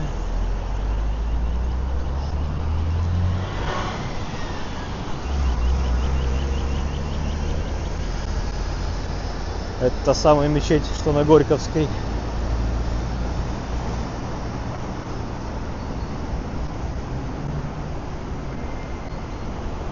Так, а что я сейчас про Кушелевку вспомнил вдруг? Странно. Ну ладно.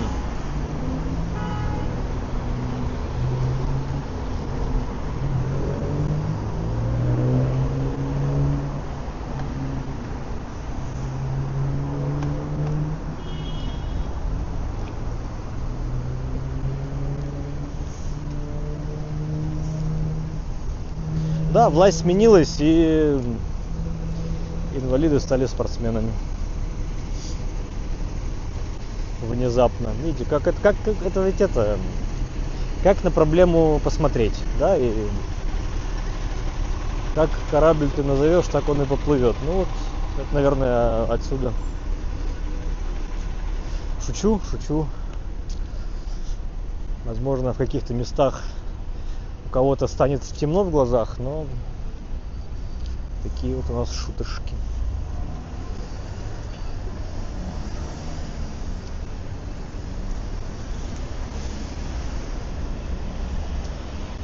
Прикольно. DPS-ник вместо того, чтобы документы проверить, стрельнул сигаретку.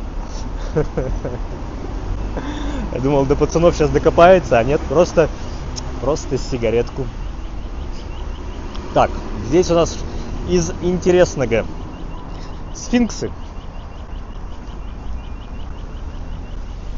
Смотрите. Шпыньк. Шпыньк. Да что, не включилось. Шпыньк. Вон сфинксы. 2 штуки имеются на набережной здесь, на Каменном острове. Пожалуйста. Ну и вот у нас уже Петроградская сторона. Здравствуйте. Если мы пойдем в ту сторону, мы можем там пропетлять к Чкаловской. Пойдем прямо, попадем на Горьковскую. Можем пойти налево, там вырулить на Лесную или на Выборгскую. Это я все станции метро вам называл. Чкаловская фиолетовая, Горьковская синяя, ну и Лесная с Выборгской, соответственно, красные. Это уже ветки метро. Так, мужики тут донками что-то ловят, хотят, наверное, поймать.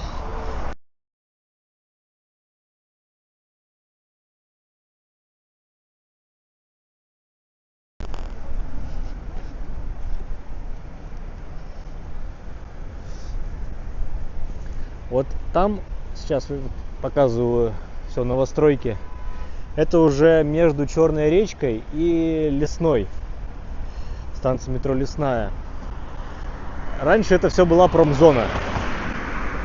И сейчас потихоньку, помаленьку, да даже не помаленьку, а гигантскими темпами все промзоны, все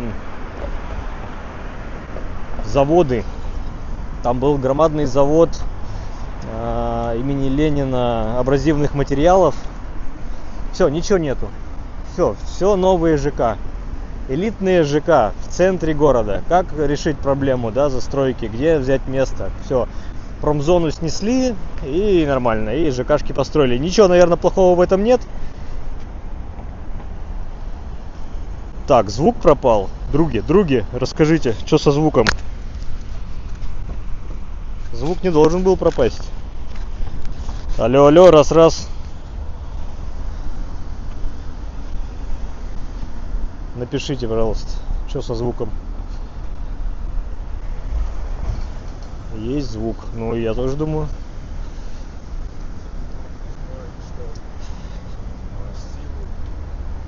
Так, ну что, кто-нибудь-то какую-нибудь рыбку-то достанет, нет? Сегодня нам на камере.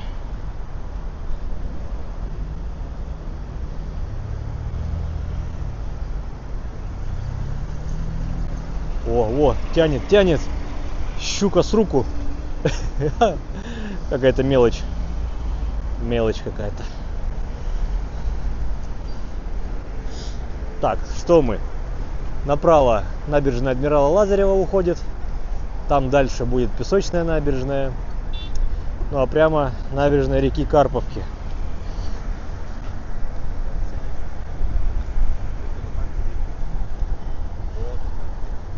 Солнечно, классно сегодня, классно. Так, все, мы на Петроградской стороне.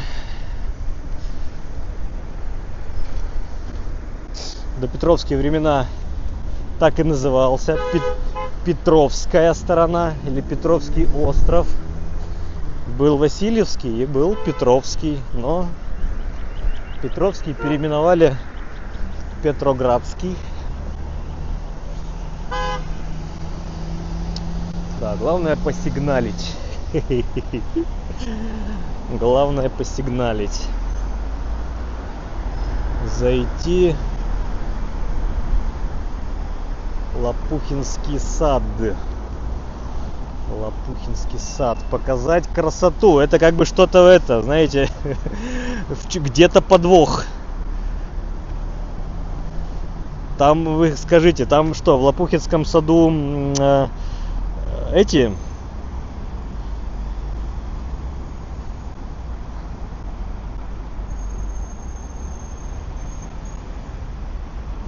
господа в плащах или что там?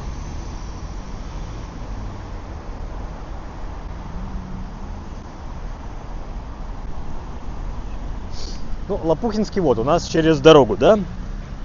Так, зебра. Заканчивайте переход. Сейчас закончим, подожди. Так, где вход? Давайте тут мимо дачи пройдем, Лопухина.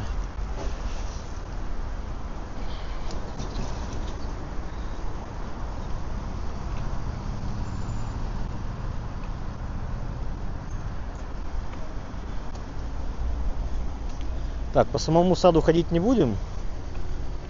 Ну, тут только из достопримечательностей это дача Лопухинская. Или как?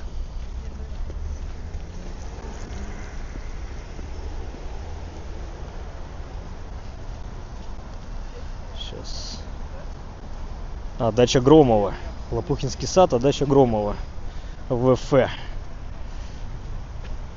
Деревянная двухэтажная усадьба, построена в 1850 году. Когда-то этот сад и дом выглядели гораздо более роскошно. Здесь работали фонтаны, набережная переходила в причалы для пароходов, а в огромной оранжерее росли экзотические растения. Поняли? Классно? Да.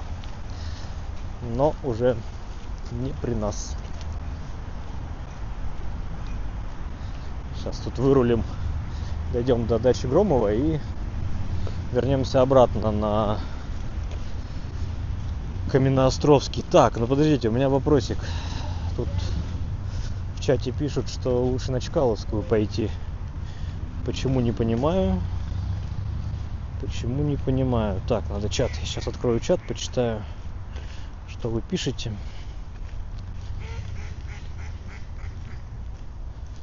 Кря-кря-кря-кря.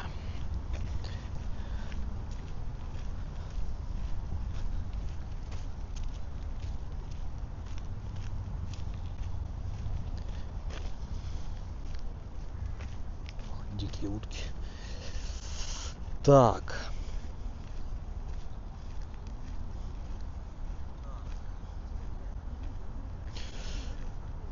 Тип под Литейным при мне судака. Нет, судак в Неве есть, это правда. И вот на этом же мосту, который мы сейчас шли, тоже мужик там судачка такого, ну, сантиметров 20, наверное, вытащил при мне. Так, Игорь говорит, что да, Чкаловская.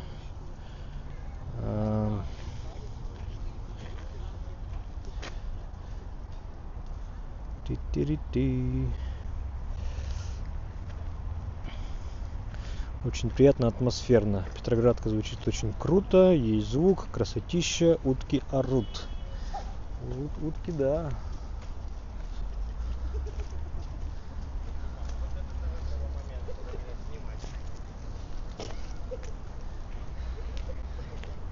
Ну вот такой вам, пожалуйста, особнячок.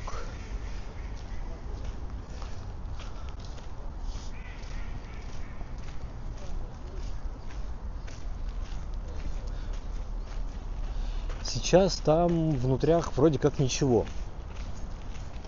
Вообще как-то натыкался на статью, что по каким-то там дням возможны экскурсии.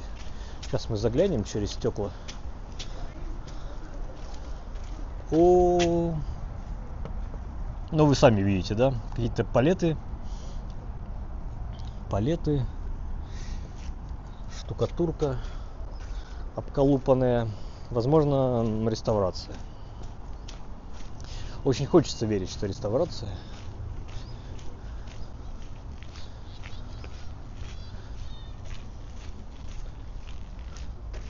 Да, прикольно. Слушайте, она сама деревянная, но вот такой пристрой трехэтажный, каменный. Видимо, уже гораздо позднего времени. Данный пруд имеет связь с Невкой. Есть мостик здесь в саду. Вот он впереди, но мы не пойдем. Мы сейчас здесь выйдем из сада. Там ремонт внутри. Скоро, возможно, будет красиво. Да, вот это вот возможно. Вот тут везде с такой оговорочкой надо озвучивать. Так, и вот смотрите, давайте вам буду показывать не то чтобы совсем уж контрасты, но имеем отличные дома. Да, отлично выглядят, красивейшие, но у меня большое убеждение, что это дома сталинской эпохи. Это 50-е годы, скорее всего. И как вот они выглядят с фасада, и я сейчас вам покажу, как они выглядят со двора. Потому что, как правило, такие дома со двора просто-навсего не отделывались.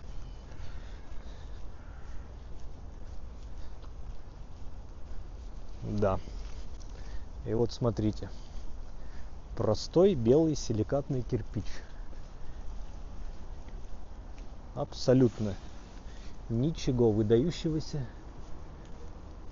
С фасада вот эти вот все лепнины, колонны, пилястры. Что вот это там еще и у них в стиле ампир использовалось. А на самом деле вот оно какое. И никакого более.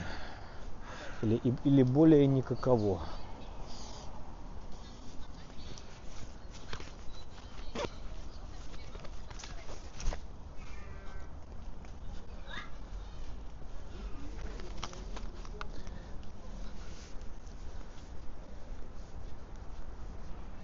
Так, про студию телевидения давайте... А где прямо здесь, Антонина? В даче... Нет, я вас сейчас проведу, я вам сейчас покажу студию телевидения. И я думаю, в советское время, не только в советское время, но и сейчас, оно на месте. Я вам сейчас покажу телевидение. А здесь хочу вам показать такой балкони. Вот там наверху классный. Сейчас уже цветы убрали.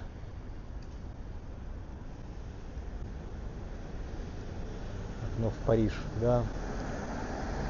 Как в фильме. Вот, смотрите, мы сейчас, вы говорили, Дива, води нас по дворам. Вот мы на Петроградке, но мы сейчас во дворах. Дворы такие себе, конечно, не жилые. Здесь, опять же, какая-то промзона, не знаю чего. Тут вообще он с колючей проволокой. Как вам вид? Красные здания дачи, ничего себе. Ну, может быть. Интересно. Ну, опять же, не случайно, потому что я сейчас вот дойдем до перекрестка. И все будет понятно, о чем я говорю. Сейчас мы как раз до перекрестка дойдем, повернем направо, дабы нам выйти обратно на Каменноостровский проспект.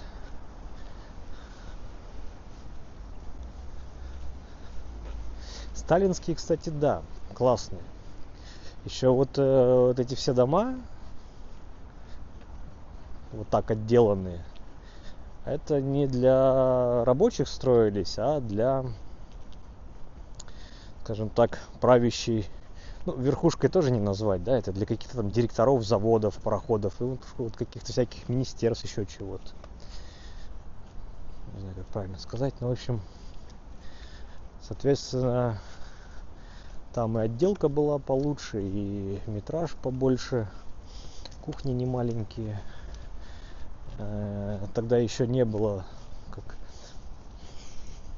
совсем типовых домов. Все-таки там плюс-минус какие-то индивидуальные были проекты. И не совсем еще было упрощение хрущевское, да. К чему? К тому, что вот в этих сталинских домах еще были избыточные комнаты, такие как кладовые, например. Да, там при кухне была какая-то комнатка кладовая. Да, или в дореволюционной России это была какая-нибудь, возможно, комната для прислуги. А может, и кладовые были, но вот в этих домах, еще сталинских, я такие комнатки тоже встречал рядом с кухней. Он мог быть вход или с кухни, он мог быть вход или с прихожей, но там квадратура меньше кухни.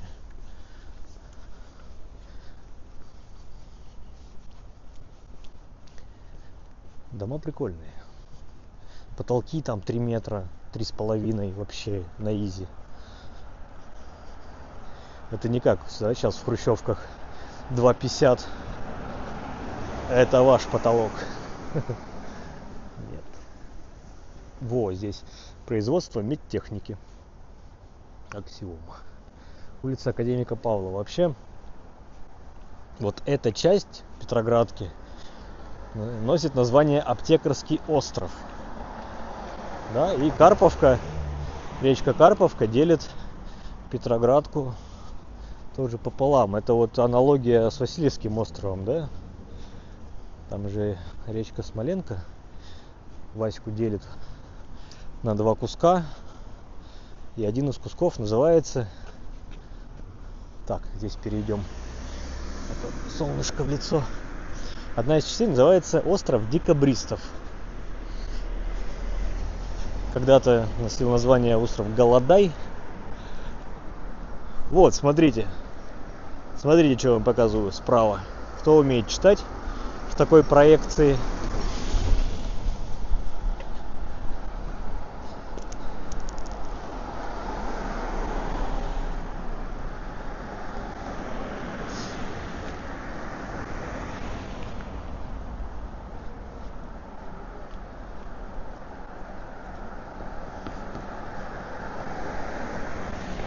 Да, все верно, это Пятый канал. Вещают отсюда, с Петроградки.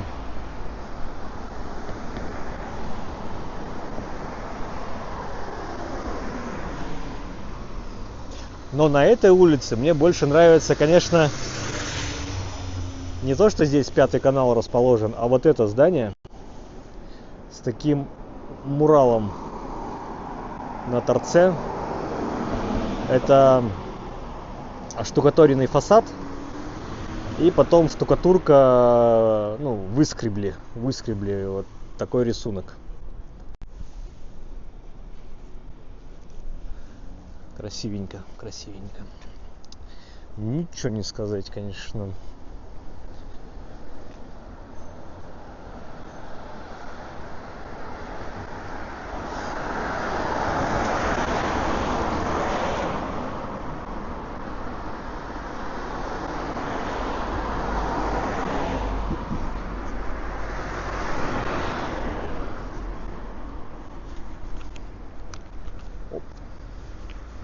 И здесь тоже нас встречает советское наследие.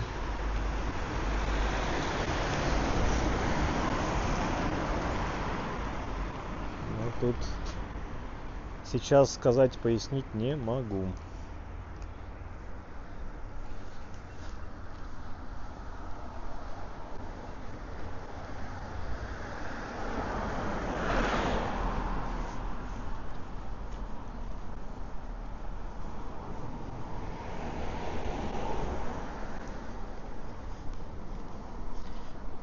Еще последний взгляд на здание Пятого канала, и вот виднеется телевышка.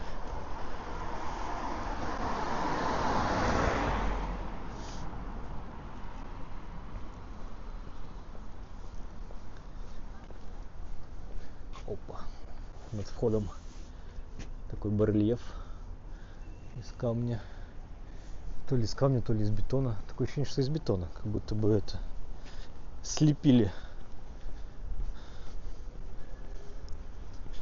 Ну и в центре, вот уже на Петроградке, сейчас я про парковки вот вам говорю, которые здесь, все платные. Платные, можно через мобильное приложение оплатить, можно через вот такие станции самообслуживания это сделать. Так, а давайте-ка я здесь влево сверну. Влево хочу вам показать, что на берегу Карповки когда-то был мебельное предприятие. И сейчас его очень сильно переделывают, но, конечно же, это уже не мебельное предприятие. Так, сейчас карту просто открыл. Наверное, даже мы и не пройдем. Да. Ну ладно. Такого из красного кирпича. И вокруг него обстраивают вот эти вот все бетонные истории. Так, пойду по дороге.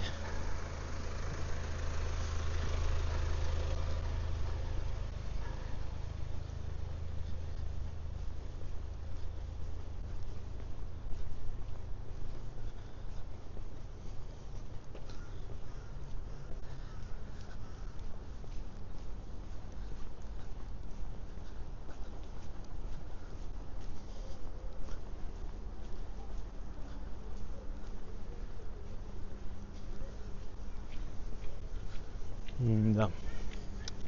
Так, вангую, что там тупик. Там стройка, там тупик.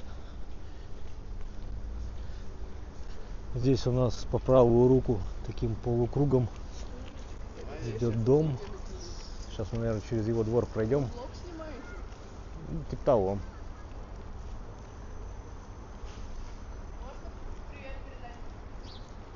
Да, ты в прямом эфире.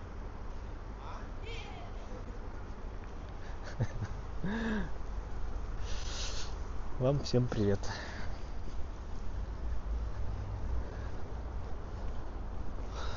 Вот я про этот дом что-то хотел ляпнуть,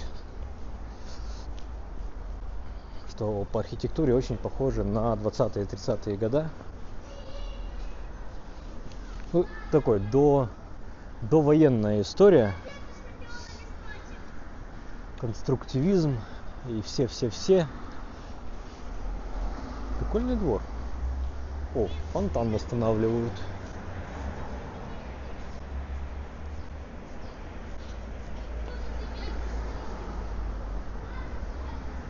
Так, уже рядом общественное пространство Ленполиграф Маш. Нет, до Ленполиграф Маша мы не пойдем. Оно хоть и рядом, но мы нет. Это не наш маршрут. Он достаточно левее, чем нам надо. Это если бы мы пошли в сторону Лесной, то да. Но вот да, если мы сейчас вот по этой улице пойдем налево, то мы упремся в Ленполиграф Маш. А от полиграфа там вообще мало чего осталось. Я не так давно там бывал. Общественное культурное пространство из него сделают. Куча офисов, куча каких-то коммерческих и некоммерческих организаций, кафешки, ресторанчики.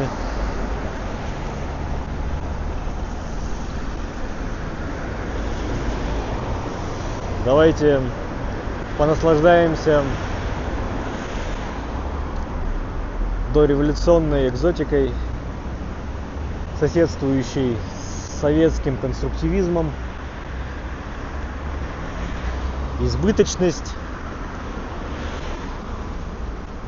и только лишь необходимость друг напротив друга. Ну, избыточность — это всячески. Так, аноним, спасибо. Дмитрий, Северск. Избыточность — это... Как тебя зовут, дружок? Эркер, господи, эркеры, башенки, всякие лепнины, карнизы и прочее дребедень. Так считали в советские годы. От этого надо избавиться. И придумали хрущевские хрущевки. Так, перебегаем. Нам же надо будет зайти во двор Эмира Бухарского, поэтому сразу здесь перейдем.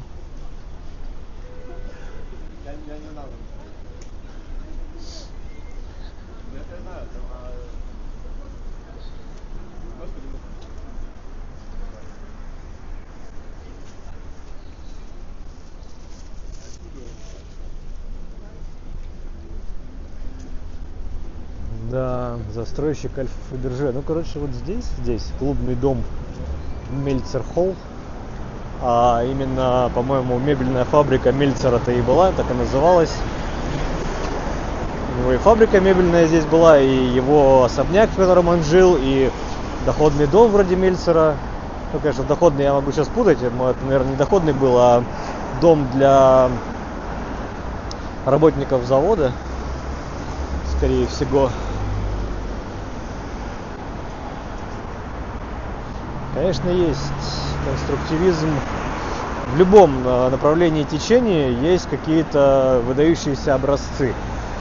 Да, но есть как выдающиеся, так и посредственные. Поэтому все мы понимаем, что посредственных чисто статистически меньше. Так, зеленый. Бежим.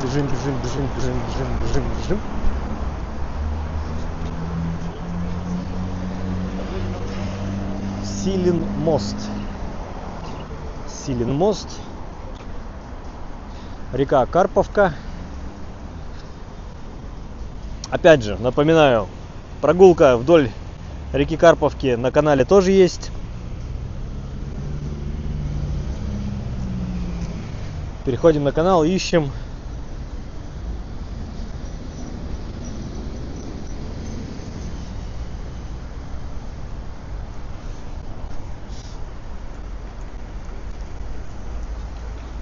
Так, у нас 2 часа 13 минут. Так, мне надо проверить батарейку. Все, с батарейкой все нормально. Можем идти дальше. Вот, если пойти сюда, а потом свернуть налево, то мы окажемся на Чкаловском проспекте.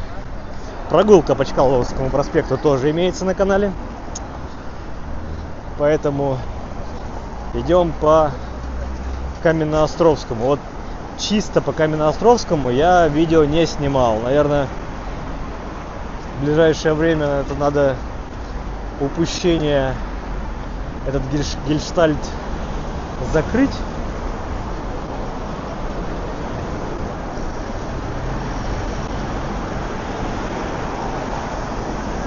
Но вот здесь мы прямо уже прям вообще Петроградка.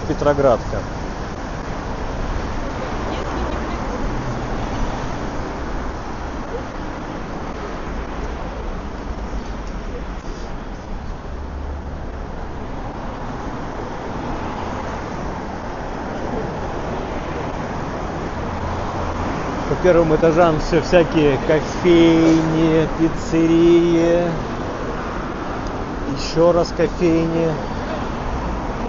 А, это Бэггинс, это сумки. Нет. С правой руки у нас тоже кофейни были.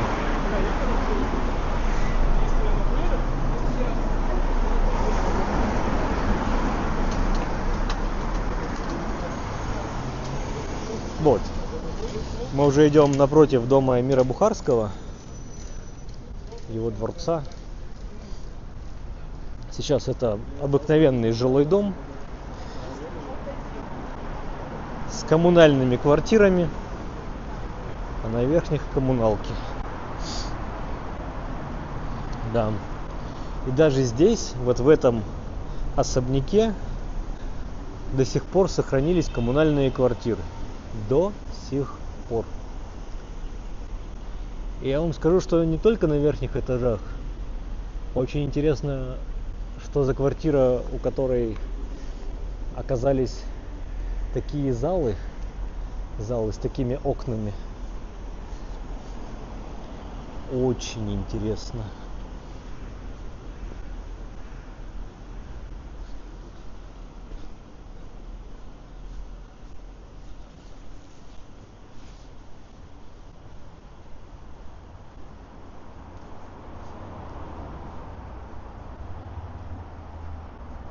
Такие наши дворы-колодцы. Ну, судя по качеству окон, да, по состоянию окон, вот на том же 4-м этаже, все не слава богу. Далеко не слава богу здесь у всех. Вот здесь, конечно, планировки должны быть,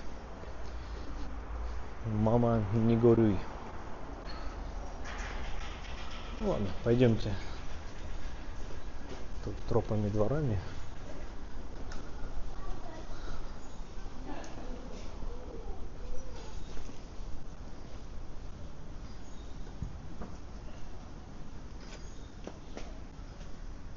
Шикарный, кстати, дом даже со стороны двора был лепниной отделан.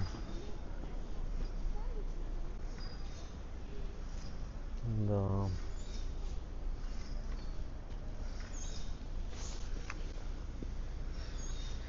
Муниципальное образование Аптекарский остров, гласит вот эта табличка.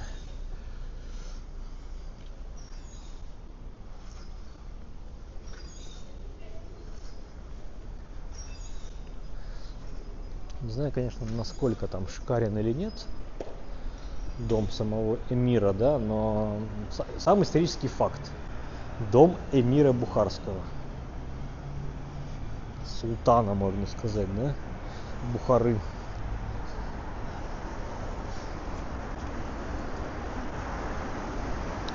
Здесь зеленая зебра. Точнее, зебра с зеленым светофором. Вот мы бежим. Солнышко у нас уже закатное. Время у нас сколько получается? Ну, уже почти 5:30. Ничего себе.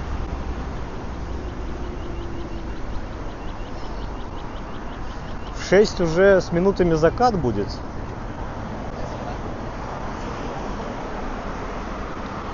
Так, здесь по правую руку у нас тоже сразу представляем, что вот эта вот башенка, которая, в общем, должна была быть башенкой, раза в 2 выше, чем сейчас, со стеклянным таким панорамным остеклением. Стеклянным остеклением, да, ну как есть.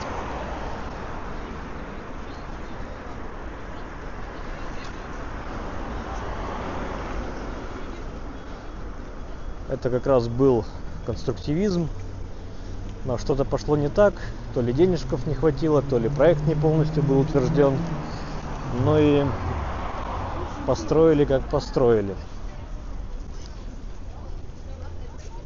Сейчас здесь у нас театр Ленсовета. Вот афиши, что у нас в Ленсовета происходит. Карамболь.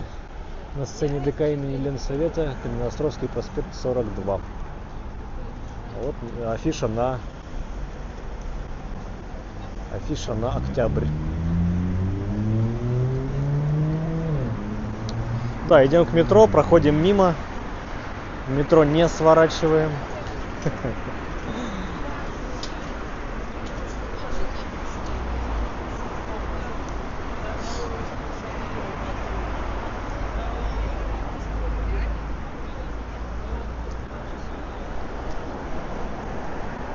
О, ничего себе, Сухоруков до сих пор играет. Ничего себе. Прикольно, прикольно. Виктор молодец.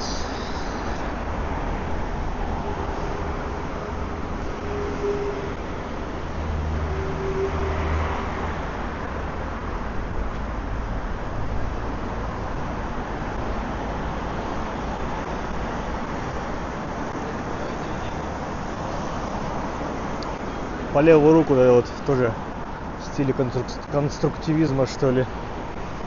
Ленинградский дом мод.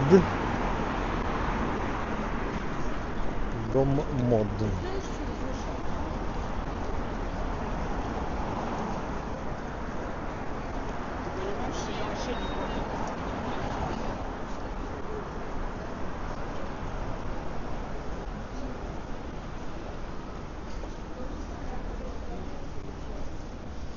Как тут пахнуло кофе, блин.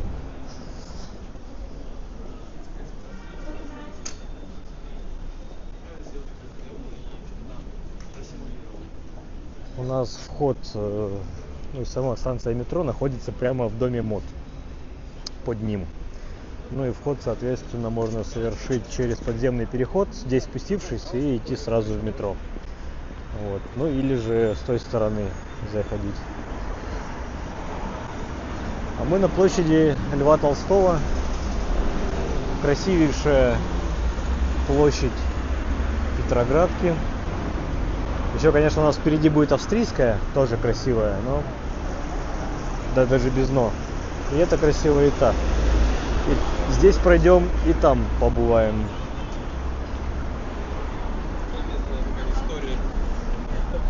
Бабуля что-то тут засмотрелись, что-то она не запнулась и не упала. Так, надо обогнать их.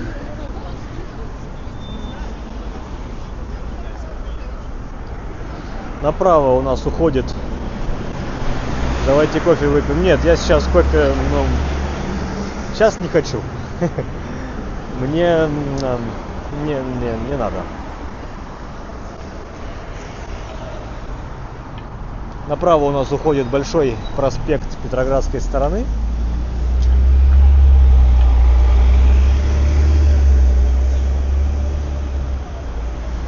Мы идем дальше по Каменноостровскому.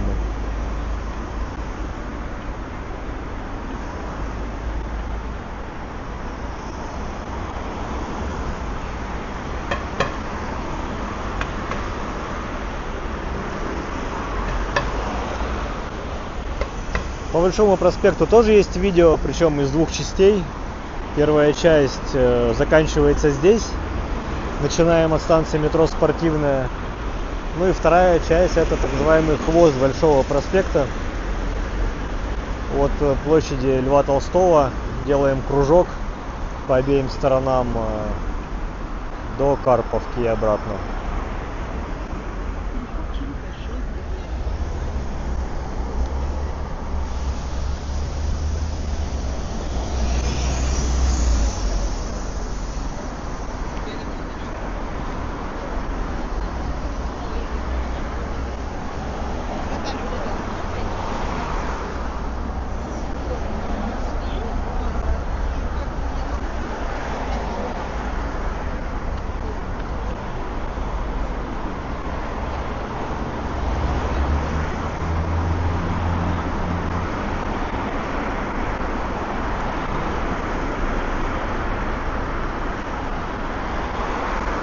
Слушайте, даже что-то говорить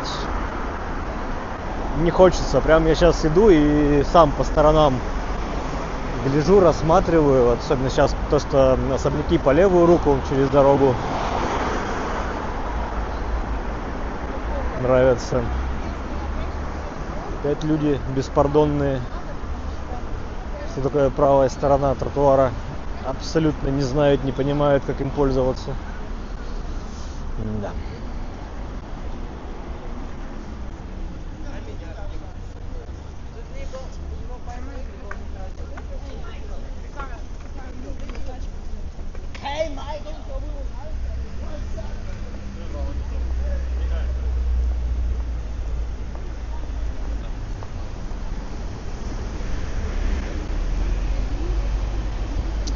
Так, а давайте здесь я поверну направо, пойдемся по Большой Пушкарской немного.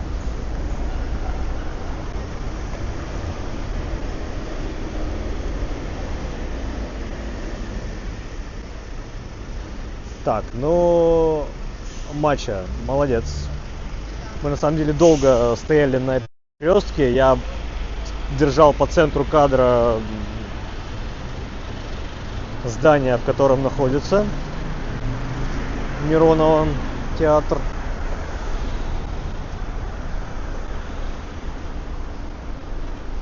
А вы только сейчас написали. Ну, да.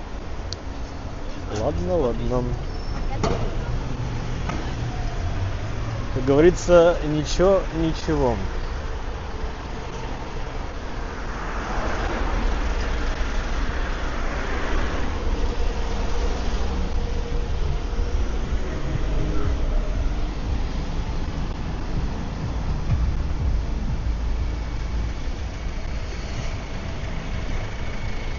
Здесь так получается, что организовано движение таким образом, что по Большому проспекту машины движутся в том направлении, а вот по Большой Пушкарской в обратной, сейчас нам навстречу.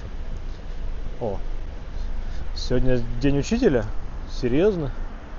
Ну давайте всех учителей и к обучению причастных с вашим днем.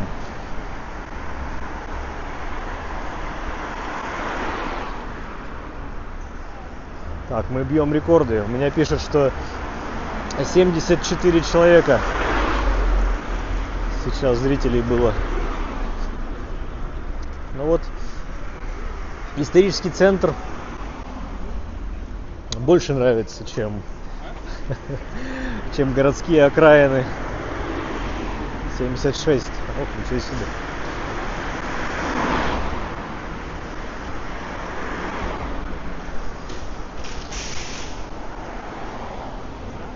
Здесь, конечно, на Петроградке есть целые, как это, алмазы, что ли, да, бриллианты архитектурные. Вот один из таких бриллиантов у нас сейчас по левую руку через дорогу. Там я сейчас по зебрам перейдем. Я вам покажу со стороны фасада этот шикарнейший дом.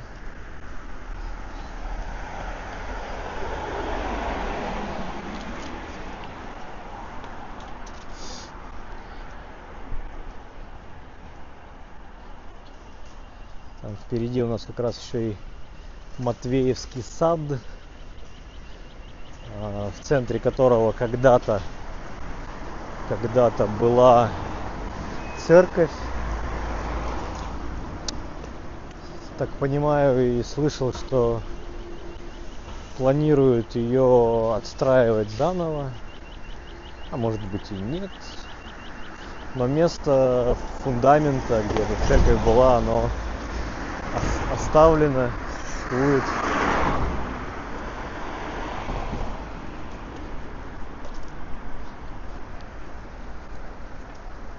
Просто надо здесь перейти дорогу. Переход через улицу Большая Душарская, разрешен. Переход через улицу Большая Душарская, разрешен.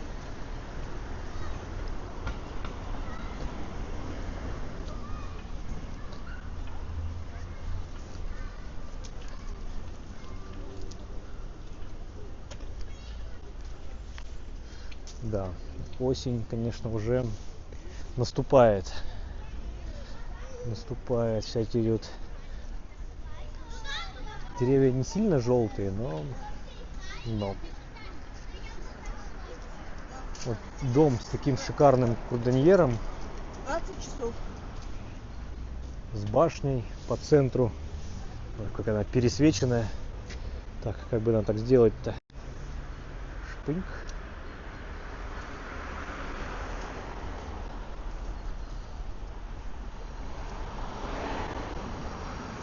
Может быть, даже здесь, в этом доме, квартиры и покруче, чем у эмира Бухарского. Потому что у эмира Бухарского это изначально же это был дворец, и потом уже при советской власти напиливались квартиры, строились перегородки, и вот это все. А здесь сразу строились большие квартиры, ибо это был доходный дом под сдачу в наем. Вот Матвеевский сад, и по центру здесь такое небольшое возвышение, место, где некогда был храм. Ладно, пойдемте бродить здесь по улочкам. Так, сколько церквей было разрушено в Петербурге? У нас так канал и называется. Как будто бы. Много.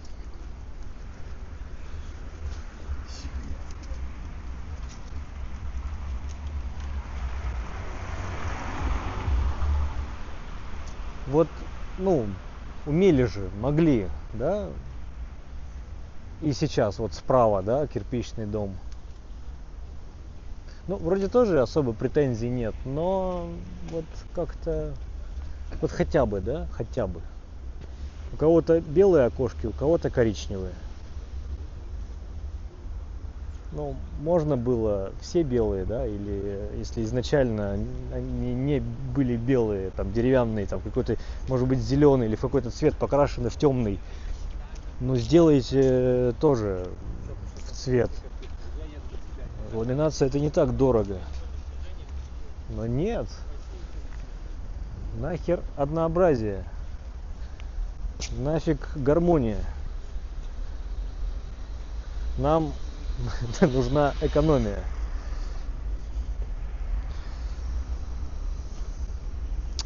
Школы кругом, говорят нам. Возможно, да. А как?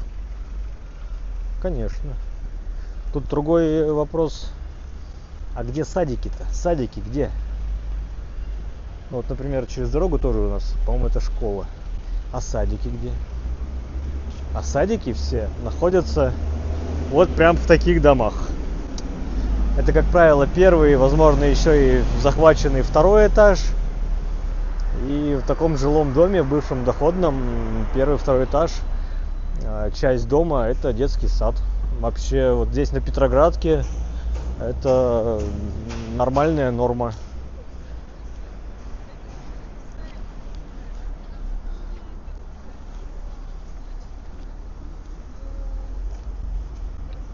Кстати, вот этот дом тоже такой в стиле, очень похож, как у эмира Бухарского, колонны, по крайней мере. Интересно, лепнина между вторым и третьим этажами. Наверное, просто орнамент. Никакой геральдики тут нет. Так, мне надо посмотреть по карте, куда мы с вами вырулим, если пойдем. Ага. Ну, понятно. Сейчас где-нибудь свернем на улице Мира, тогда налево. И окажемся на Австрийской площади. Почему бы и да. Мимо Ленсовета пройдем, да?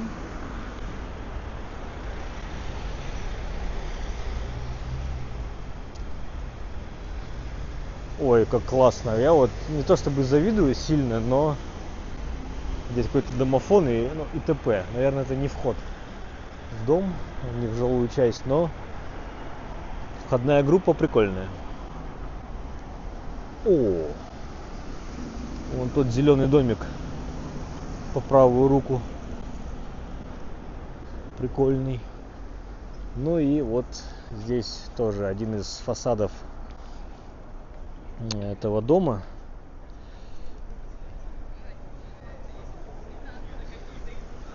Женщинам, защищавшим Ленинград.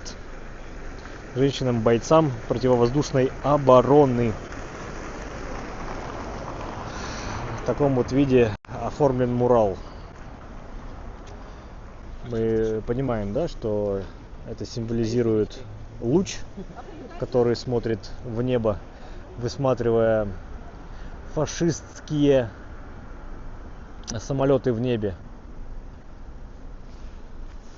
Ну и, как правило, как раз вот на этих огневых точках, которые строились прямо на крышах домов, ну, как правило, это какой-нибудь дом повыше на районе, оборудовалась огневая точка с автоматическим пулеметом крупнокалиберным, из которого расстреливались самолеты, которые летели бомбить Ленинград в годы блокады. Ну и вот тут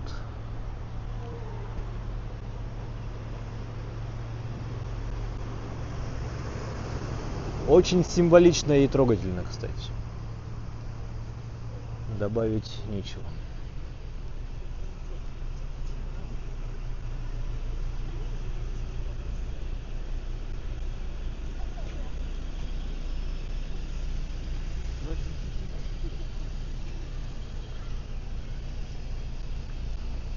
Так, здесь как раз вот перекресток с улицей Мира.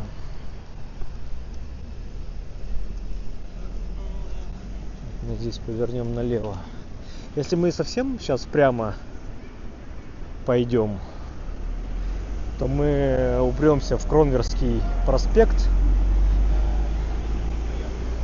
Но мы там так или иначе все равно окажемся рано или поздно. Но в данном случае лучше поздно, чем рано.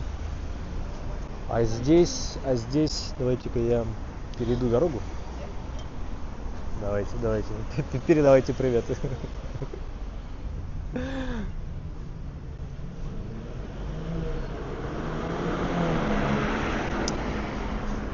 Ждем разрешающего сигнала светофора.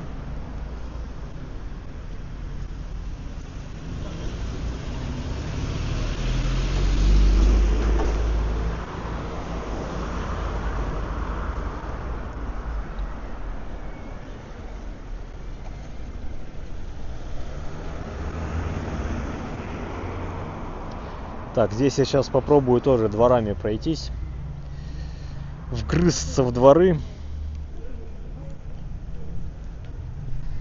Надеюсь, получится. Нигде мы тупиков не словим.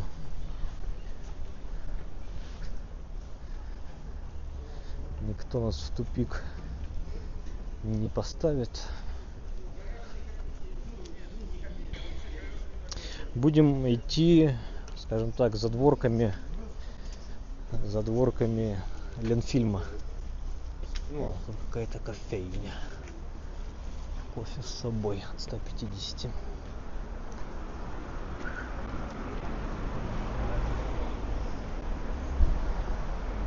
Друзья, как вам сравнение?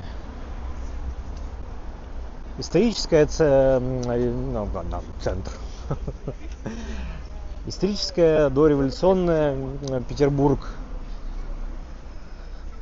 против Петербурга уже послевоенного, да, уже советского. О, тут прикольно.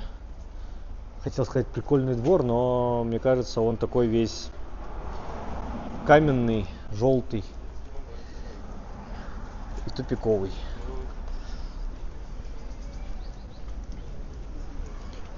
А тут торговый центр.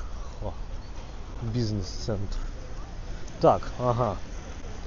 Первый вариант, где я хотел свернуть. Здесь забор. Ну что ж. Ничего. Так вот, как вам лучше, где интереснее гулять? В дореволюционном Петербурге вот эти все Васильевские, Василиостровские, Петроградские, Невский проспект. Или же все-таки добавлять и разбавлять это окраинами, спальными районами. Что скажете? Так, наверное, мы вот здесь. Как раз вот у нас впереди там уже Австрийская площадь. Мы туда не пойдем, сворачиваем здесь, во дворик. Здесь молодой человек что-то кушает. Сидит на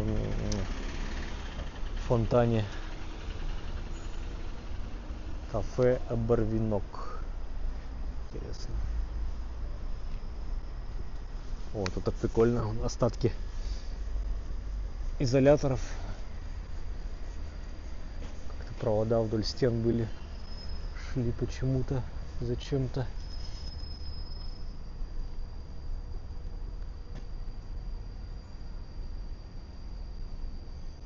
Разбавлять. Видите, сколько людей, столько и мнений. В очередной раз убеждаюсь, что всем мил не будешь, поэтому будем разбавлять. Так, я тут какие-то гаражи зашел. Здесь выход-то здесь есть? Угу. А выхода здесь нет. А что нам говорит карта? Подождите. А карта нам говорит,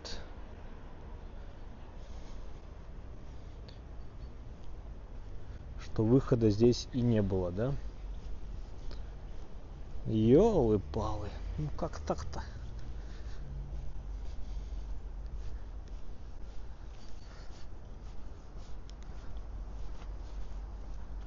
Так, а там... Так, тут у нас котельня. Смотрите. Петроградская сторона. Я уже так говорил в одном из роликов, уже рассказывал эту историю. Такова ее особенность техническая. О, вот тут пройдем. Что горячую воду здесь на Петроградку не подают. Ее греют здесь сами. Историческая часть душевнее. Ну, не, возможно, кто-то планирует переезды в славный город Ленинград, и не у всех есть возможность жить в исторической части, поэтому, возможно, тоже интересные спальные районы и их атмосфера.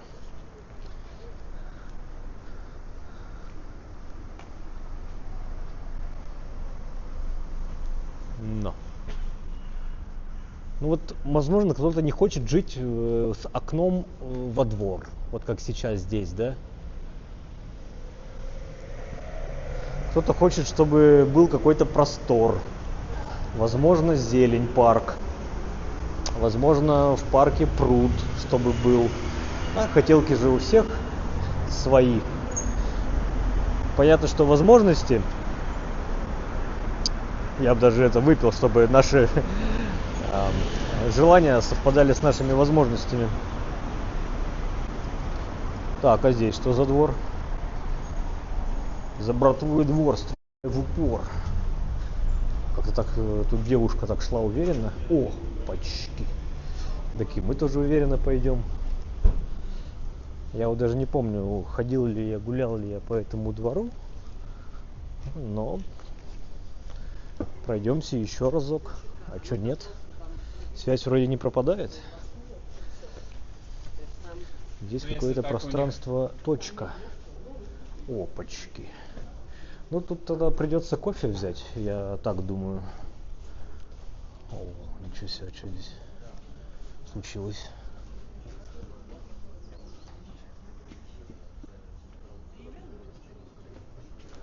Это очередь, да? За кофе. За кофе. А здесь варят лучшее кофе в Петербурге. Здесь очень мало места в кофейне. А что, других кофеин нет? Ну просто... Ну, я предполагаю, что подобный ажиотаж вызван не только кофе, но и вишневым пирогом.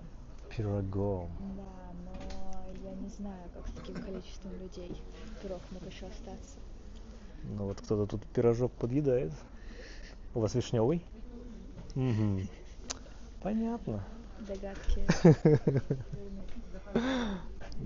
Друзья, господа, вот оно таково и никаково иначе.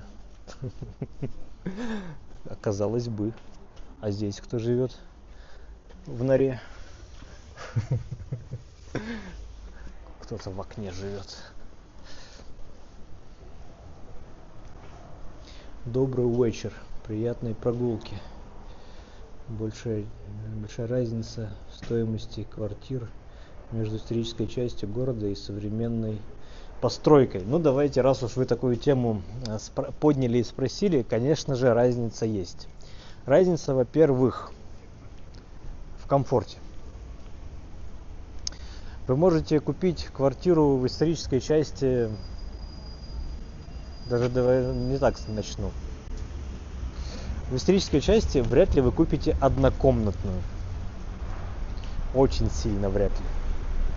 Очень сильно вряд ли даже, что у вас получится двуху купить. Разве что это будет какая-нибудь коммуналка распиленная.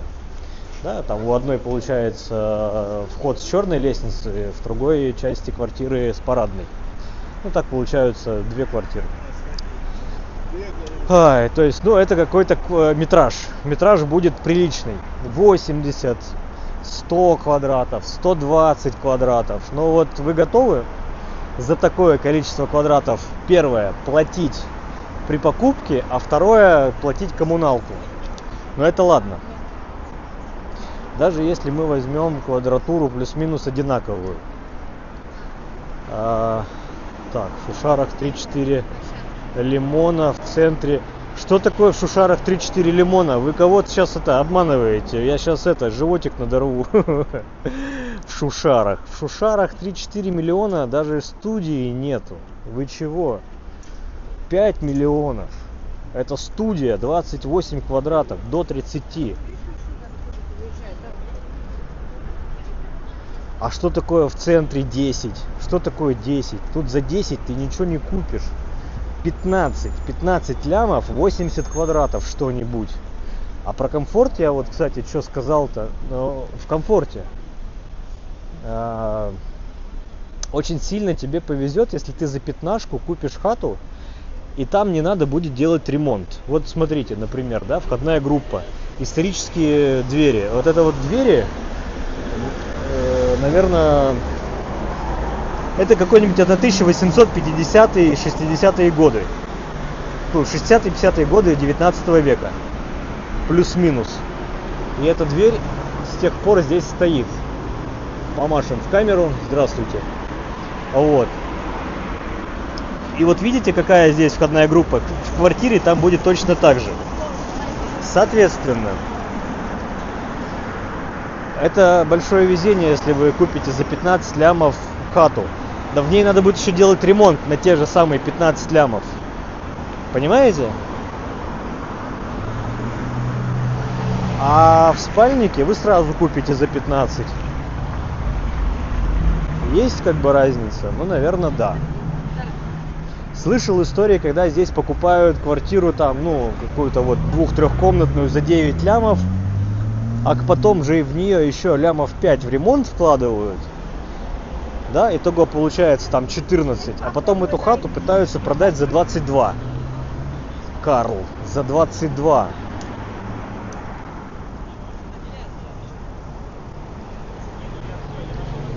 В 2010 году 17 миллионов на Рубике. Значит, сейчас эта квартира на Рубинштейна будет стоить 34. Вот смело. Вот прям не соврать.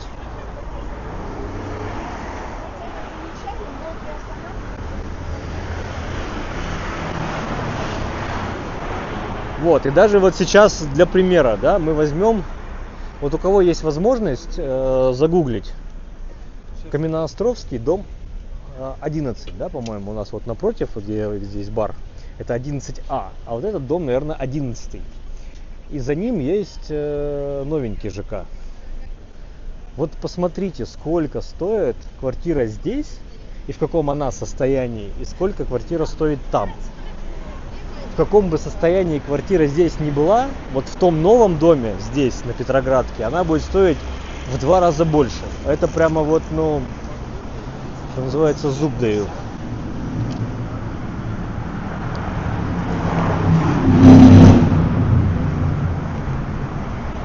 Вот и все. Так что не. Вы даже не думайте, что у вас, если какая-то есть сумма, которая хватает купить квартиру где-то в спальнике,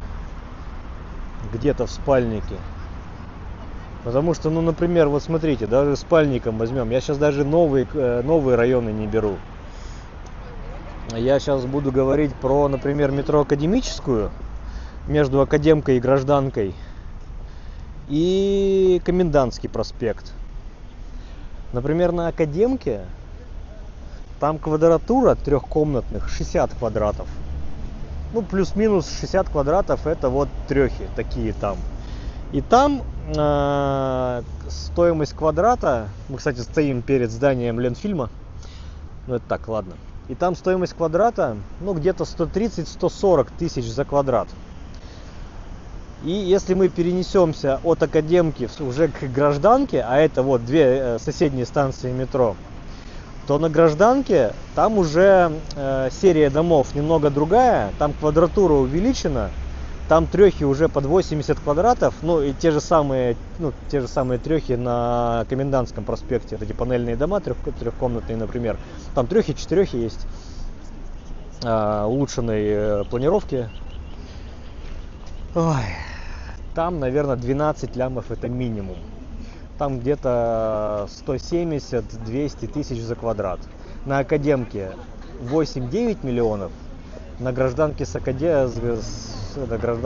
Комендой 12, 13, 14 миллионов. Там еще тоже все от ремонта будет зависеть.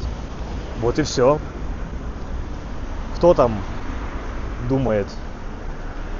Пожалуйста.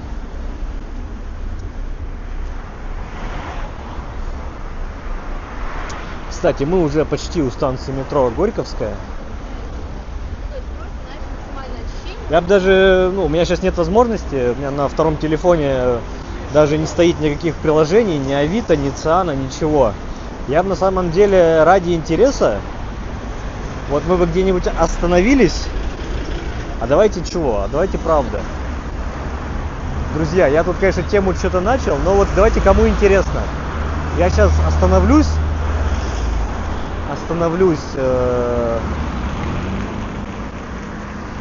Блин. Тут и зебры-то нет нигде поблизости, да? А нет, есть. Давайте я вот сейчас остановлюсь вот там у фонтана, скачаю Авито на телефон и загуглю стоимость квартиры в доме напротив. А? Какую-нибудь. Вам прям в лайфтайме, в режиме живой очереди. В прямом эфире вам покажу, сколько здесь в округе стоят квартиры. Давай, там пару, да, нет, стоит, не стоит тратить на это время.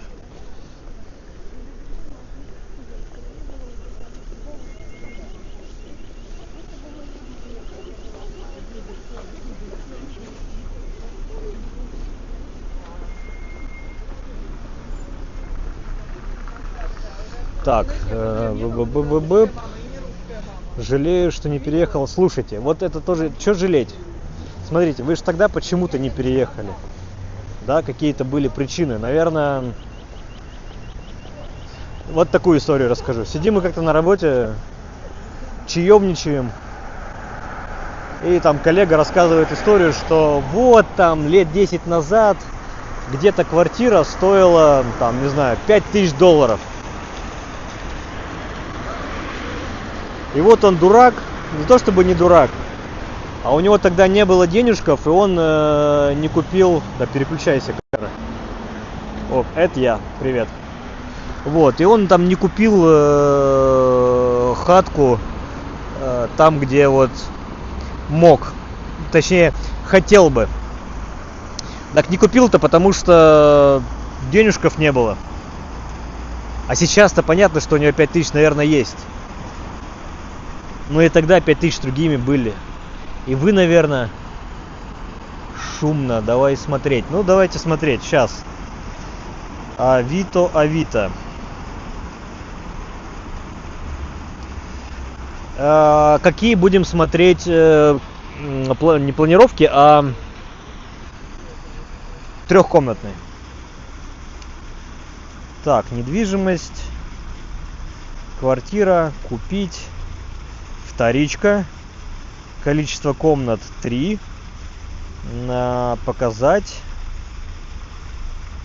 на карте.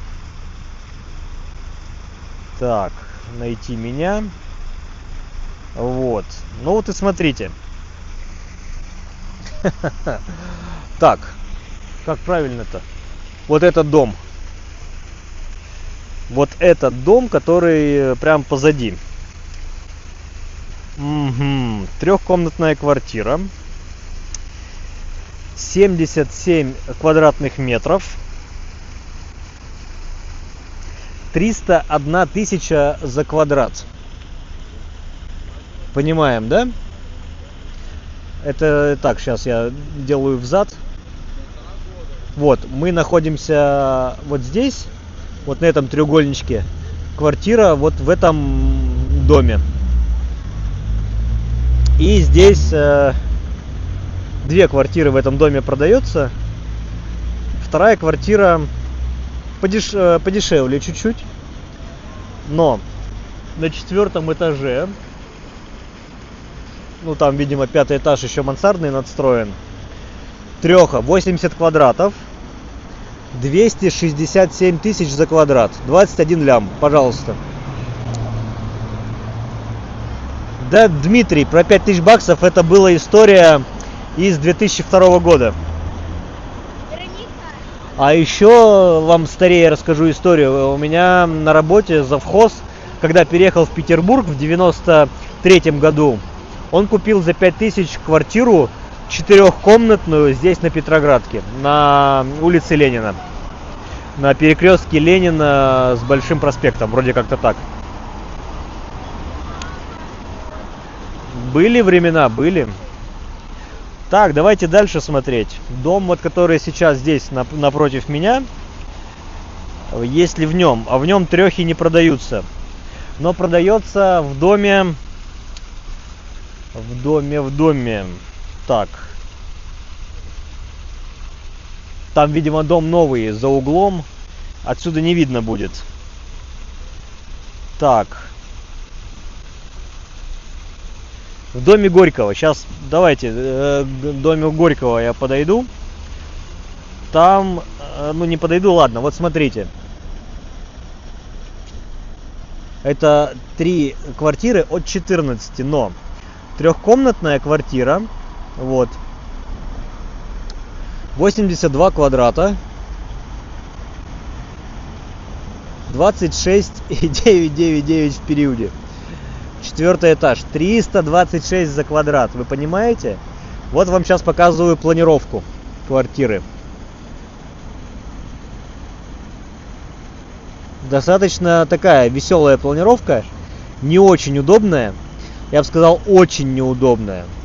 Это, видимо, какая-то из больших барских квартир, попиленная. Дом Горького почему называю? Потому что Максим Горький в нем снимал квартиру. Арендовал там, да. Жил, да даже не арендовал, наверное, это ему было выделено Лениным.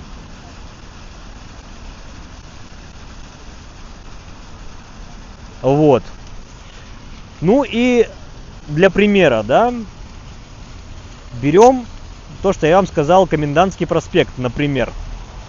Станция метро Комендантский проспект, это конец фиолетовой ветки.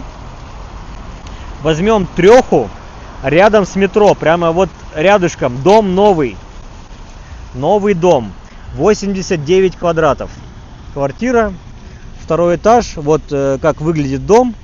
Второй этаж, ну и вот, пожалуйста, 184 за квадрат, треха. Ага, есть разница? В 2 раза. Можно взять квартиру в пешей доступности от метро, буквально там до 10 минут.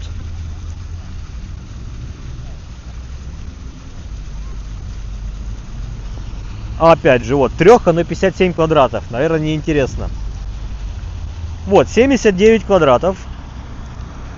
Так, друзья, вот, показываю. Комендантский проспект снизу. И вот квартирка буквально в этом же дворе. 12 миллионов. Это 60 квадратов. Вот, чуть-чуть побольше. Квартира... Где там? Да господи. Куда двигать? Я тут лево-право перепутал. 79 квадратов, 5-й этаж из 16. 175 за квадрат. Окей?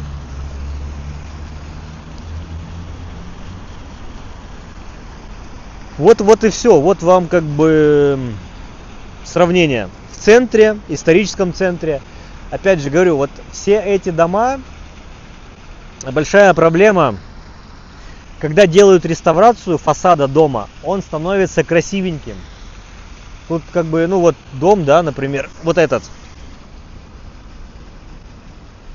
Оп. Ну, видим, да, фасад ровненький, красивенький. Но есть большая вероятность того, что внутри, вот в этих домах, переключусь, вот в этих домах внутри швах, полный швах. В этом доме, например, вообще вот стопудово перекрытие, еще, возможно, даже деревянные балки. Просто деревянные балки и отсыпка. Возможно, после Второй мировой, после Великой Отечественной войны был капитальный ремонт, деревянные балки поменяли на металлические, там с бетонным каким-нибудь заполнением, там, возможно, плиты клали или под рутавру, или так, ну, в общем, не знаю, технология тут не суть важна. Но в целом-то картонные стены, дранка на стенах штукатуренная, и вот это все. То есть внутри может быть вообще не круто, друзья.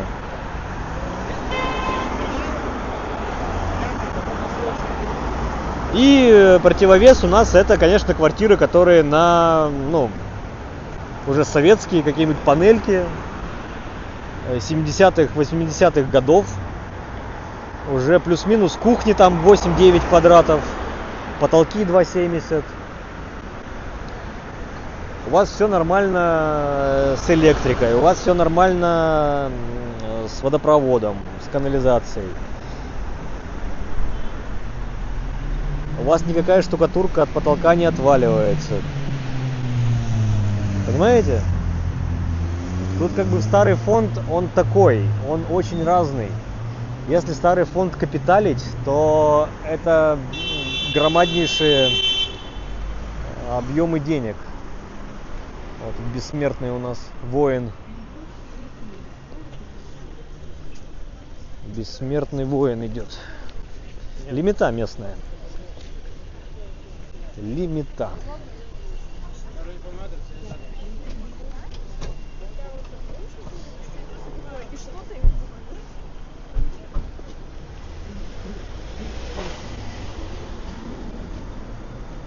Ну нет, ну слушайте, я вот так вам скажу. У меня есть товарищ, который купил на Староневском двухкомнатную квартиру, ну это вот распил большой коммуналки, с ремонтом, совсем. То есть он там не вкладывался вообще ничего. Ему ремонт понравился, еще чего-то. Эта квартира ему вышла в 27 миллионов. Понимаете? Просто двухкомнатная квартира. Но это Невский проспект. Понятно, что это не основной Невский, это за Московским вокзалом. Это уже между станцией метро Господи, Площадь Восстания и Александра Невского. Но локация просто дорогая.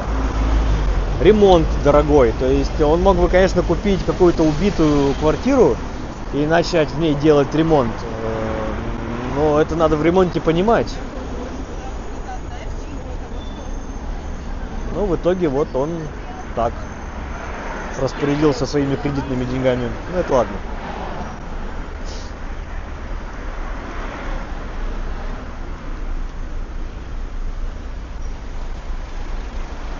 Я бывал в квартирах коммунальных, достаточно даже больших, там 7-8 комнатных.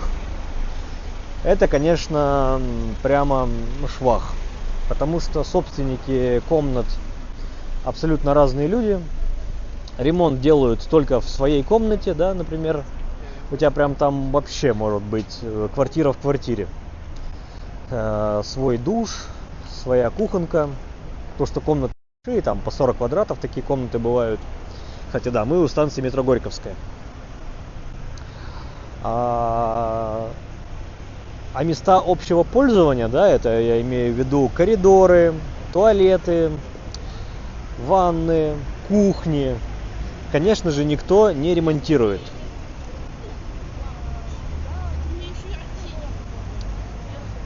Речь про 6 шла. А что за 6? За что? Вот 6 миллионов за что? Вы это уточняйте, пожалуйста. Так, я пока здесь сейчас спущусь в подземный переход, нам надо здесь пройти под дорогой, потому что здесь перехода нет организованного. За что цена 6? Я даже таких цен не помню в центре.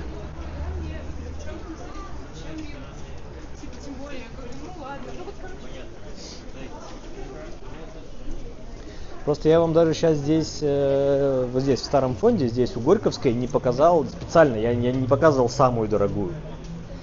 Я могу найти квартиру небольшой квадратуры, но с отличнейшим ремонтом и показать цену на нее. Номер 2 это Боткинская. Номер 2. Это один выход на Финляндию. Вот дом, который я имел в виду, который в Горький жил Максим. И вот здесь я вам показывал квартирку за 14 миллионов.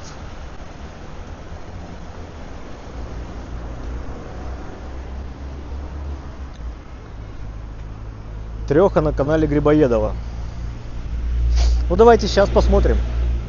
Смотрите, канал Грибоедова достаточно длинный, почти, если я там не ошибаюсь, 5 километров в длину.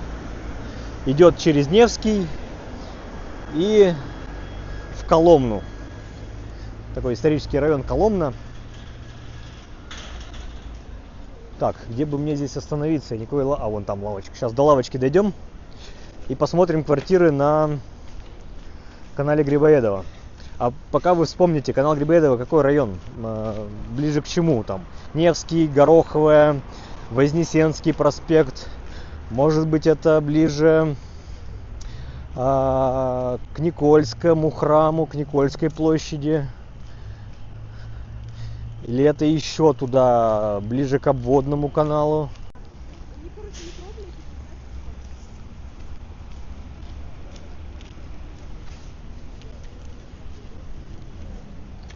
Так, у нас тут связь немножко прерывалась, но это ладно.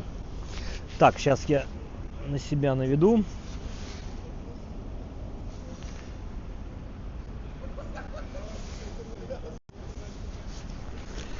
Так, и отсяду. Так, начинаем начинать. Сейчас посмотрим.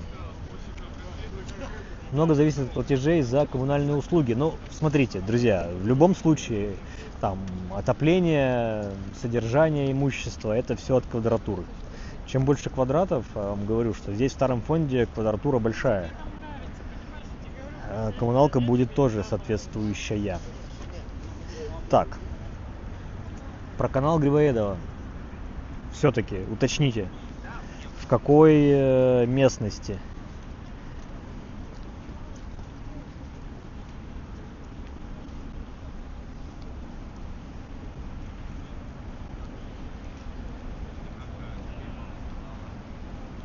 Ну или я сейчас начну просто вот говорить. Смотрите, канал Грибоедова. Трехкомнатная. Рядом со Спасо-на-Крови. 32 миллиона. 63 квадрата. 506 тысяч за квадрат. Нормально? На Итальянской улице.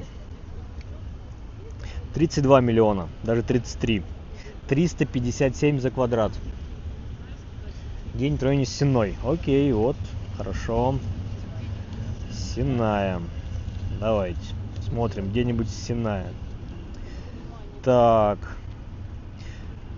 Улица Спасский переулок. Прям не на самом окна выходят на канал Грибоедова, но вот дом на углу Сенной переулок и канал Грибоедова. Треха. 78 квадратов, 19 миллионов, 242 тысячи за квадрат. Смотрю фотографии. Ну, зеленые обои в одной комнате. Другая комната вот такая вытянутая кишка. То есть тоже, знаете, как эти трехкомнатные это получилось? Это был большой зал на 3 окна. В итоге поставили перегородку, и у вас получилось 2 комнаты. Одна комната 2 окна, другая комната 1. Классно? Нет. Вот. Ну, опять же, на Сенной так себе. Ну, что такое? Сенная – это Петербург Достоевского. Все события в его романах это происходят там. Родион Раскольников жил там. Так, дальше смотрим. Сенная. Так, дом, который выходит на канал Грибоедова. 67 квадратов. Трешка. 17 миллионов. Вот, пожалуйста.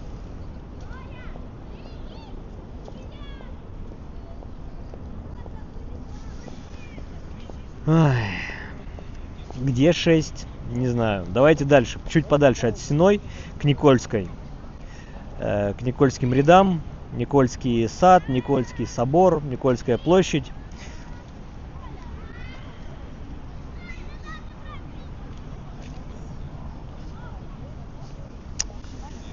«109 квадратов, треха. 23 миллиона.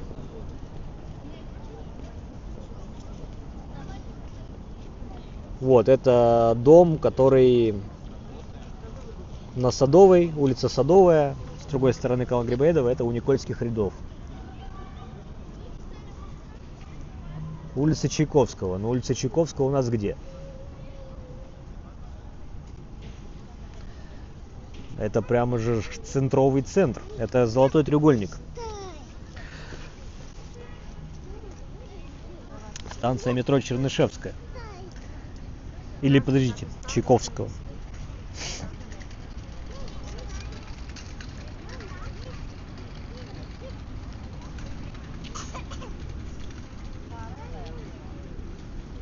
Не, ну все правильно. Чернышевская, Золотой треугольник. Самая дорогая недвига. Наверное, даже будет там. Но Чайковского мы не смотрим. Мы идем смотреть обратно канал Грибоедова. Движемся уже от Сенной дальше. Так, откройся. Оп. Так. Посмотрим за Никольской площадью. Смотрим канал Грибоедова. Так, вот, хорошо. Вот. Угу. Отлично. Но все равно от 6 миллионов далеко. Трешка, 81 квадрат. 7-й этаж из 7. Судя по фотографии и окну, это мансардный этаж. Это под крышей. Вы живете под крышей. 15 миллионов.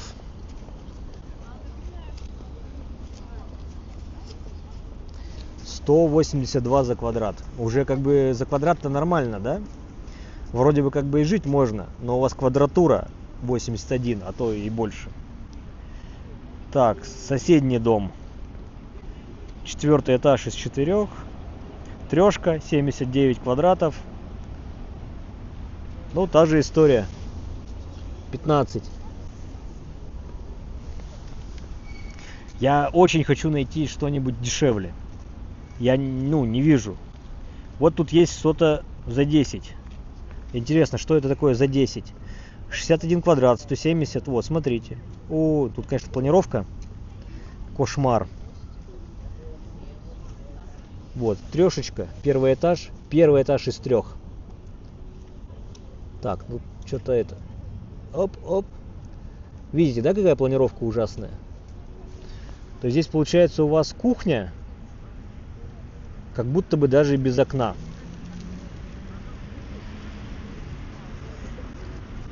У вас здесь такая планировка, что вход из-под арки, отдельный вход в квартиру, это классно, да? Я такие показывал, когда мы арками гуляем. И у вас окно на кухне тоже уходит в арку. Это всегда темень и запахи, звуки и прочее. Вот. И комнаты маленькие. Одна комната 8, другая 10 квадратов. Душ на кухне. Кстати, про комфорт. Давайте на этом мы просмотр объявлений закончим. Зачастую в старом фонде никогда не было ванн душевых.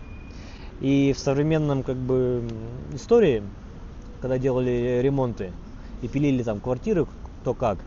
Короче, душевые комнаты делали, душевые кабины делали на кухне. У вас на кухне просто душевая кабинка. Пожалуйста. Я даже видал такие коммуналки, где просто душевая кабинка, вот эта стеклянная, просто стоит в углу на кухне. И все. Там ты сидишь, чай пьешь, а у тебя сосед моется, или соседка, кому как повезет.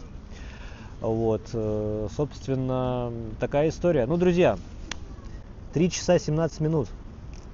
Ну, не рекорд, мы гуляли и дольше. Заканчиваем прогулку на этом. Вот так вот, чуть подниму. Спасибо, что это время были со мной. Постоянные ссылки. Так, душ на кухне, это пипец, особенно когда это не кабинка. Ну да, есть, кстати, и просто ванна со шторкой. Да, как бы нормально. Имеет место быть. Вот, где-то, конечно, и пристраивать.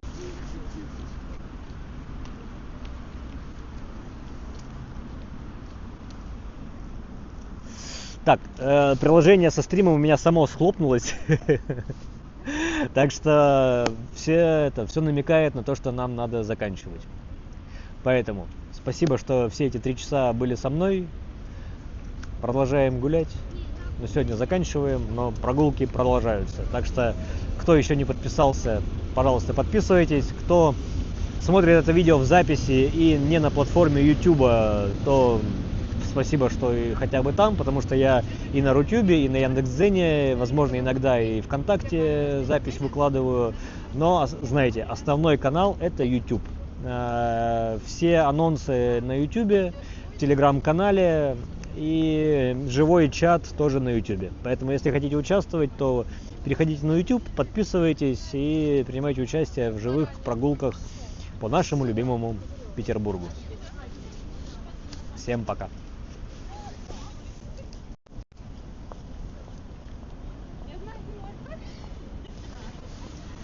Там впереди зоопарк.